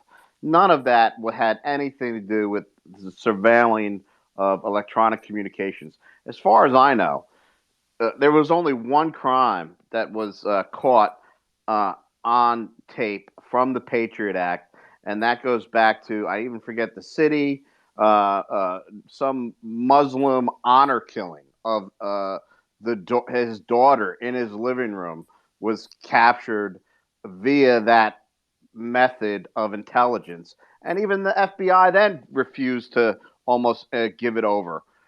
So my point being is, at some point you got to sit there and say, we tried it, it didn't work, it's a problem, forget it. And now here we are 20 years later, and still nobody's talking about forgetting it, even after whatever went on with Trump. And I'll just end it there. But if anybody has any other information out there where the Patriot Act saved some lives, I'd love to hear it, because as far as I know, it hasn't happened. All right, Mark, go ahead, bud. Yeah, so I don't want to use the word disappointed. I just I wish we were able to stay on 9/11 as far as the social impacts and the privacy and the legal impacts of the Patriot Act, right? And maybe focus on the victims and like I said, I really wanted to talk society. We didn't get there. And I think that happens often, right? We're distracted and we see things, we have questions. We all have questions and we don't all have the answers, but then we get sidetracked with, well, if this doesn't make sense, then everything else must be wrong. So the doubt comes in. And so but I would just like to say, I remember 9/11. I remember it vividly. I remember, the social impact of it. The American flags everywhere. Like I said, even crime slowed down. Okay. It was just wild. Everyone was American. When we did start waging some wars, right or wrong or indifferent, the rest of the world was behind us. We had coalitions with, that little tiny African nations all wanted to just hop on board and kill some people with us. So, my point is, we came together as a country. It was so impactful. And then the negative part of it, which Brick said, and Johnny said, the freedom death is, fear sells. You want to sell something, whether you're Democrat, Republican, it really doesn't matter. You make the base get fearful, and then it's a lot easier to sell whatever it is you're selling. So, I was young. I was all about Patriot Act, anything Patriot, anything America, I would have bought it. Okay. So, that's pretty much it from me, guys. But I appreciate everyone coming in. And also the newsletter is important because big things coming from us, especially with the podcast. So if it's your first time here or if you're here all the time, and if you don't want to, subscribe or whatever, the least you can do is give a retweet, right? Like get someone who will out there. So that's it from me, guys. Just much appreciated. And 21 years later, I think 9/11. So crazy times. Crypto. Yeah. Thanks everyone for coming in. I don't have any closing comments really about what we spoke about. We covered it all. For those that don't get it, who we're now up to 50 emotional tweets regarding this space tonight. The point of the space is to have dialogue. I really don't care where you fall, to be quite honest. Sometimes I'll bust your balls if you're just totally off the edge. Jennifer's all pissed off because she couldn't follow the fucking rules. So apparently a dictator runs this space. So she can go find another one. And yeah, I mean, I'm not going to bring up anything new or give my opinions now. Really the purpose of it is to have dialogue, discuss, have all sorts of angles. Obviously, when we go off the fucking deep end, try to bring it back. But all opinions are welcome. We listen to all of them and we discuss. And I can see from the 50 tweets that are very emotionally based that, that was a success to do. You only have to say a few certain things to trigger some people or, give out hypotheticals that you really do believe in, that someone may not else believe in, right? So, it is what it is. 21 years later, we still have questions that are unanswered, unfortunately. And 21 years later, we have, the Patriot Act, which, as Mark said, give me some of that Patriot stuff. I wouldn't expect Mark, who was a freshman in high school, to read the Patriot Act. I didn't read it when I was a freshman in college then. I've read it since, and I'm not a fan of it. And, back then, if you would have told me that there would have been secret courts to go after the bad guys, I would have been like, yeah, fuck yeah, give me some more of that. Give me more of that America shit, right? Just fucking Sounds great. Fucking pump it in my veins, right? Where do I sign up to be part of that? Right, exactly. And as you know now, the FISA courts are being used more domestically than they are anything else. So, be careful what you wish for, because down the road it may bite you in the ass. So, we got issues with the Patriot Act. It just got re-upped not too long ago. And we still have I think 11 or 16 secret FISA courts and or judges, whatever you want to call them. Even though they meet in secret and they act in secret, they're actually published online of who they are. It didn't. I wasn't old enough or really aware enough until Obama came in and started using it domestically and to fucking drone strike anyone who was taking a piss. A lot of things have played out with that in the aftermath that we didn't see. So, I think Mark made a good point that it was very social at the time. I remember Mike Piazza hitting the home run for the Mets and everyone, crying and going to the games, and Giuliani was at the games. And who else did we have at the time? Sammy Sosa, with the American flag running out to the baseball, because it happened during baseball season, right? It was the end of baseball season, towards the playoffs. And so sometimes you got to be careful what you wish for, because a decade later, or now 2 decades later, we found out it's not exactly what we wanted, what we thought. So and then the other comment, which we spoke about very briefly, we'll talk about it another night, was which also goes parallel to 9/11, is the CIA knowing about the person that was going to blow up our troops and people at the Afghanistan airport, right? They were told 2-3 days prior to watch this person. The military asked to, I guess we'll call, neutralize the threat, and the CIA said no. And then you have the bombing at Afghanistan right at the base, where it killed 13 of our people. So, I agree that sometimes the simplest way is probably the best way to go, and it probably will explain it. I think if we don't question our government, or if we don't think that sometimes they can have, and it doesn't have to be nefarious per se, they can just have ideas that backfire, right? I don't know. I'd like to think they're not so nefarious. I mean, the last 4 years has kind of changed my mind a little bit, but they make mistakes too. They make a lot of them, I think, and unfortunately, they're not held accountable. So, but all right, guys, it's 11:20 on a Sunday. It'll be 9:12 soon, September 12th on the East Coast in 39 minutes. So enjoy the rest of the day, enjoy the weekend, and we'll catch you on Tuesday on our podcast. Hey, the Giants won today too. New York Giants, they won today too, by the way. Awesome. So the Giants won and the Dolphins won. So I'm not sure who else has any teams, but the Dolphins beat the Patriots. The Patriots were flexing down here. They came down with two monster jets, and they had all their fucking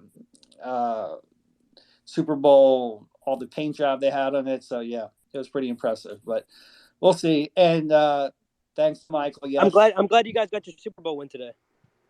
Yeah, I know.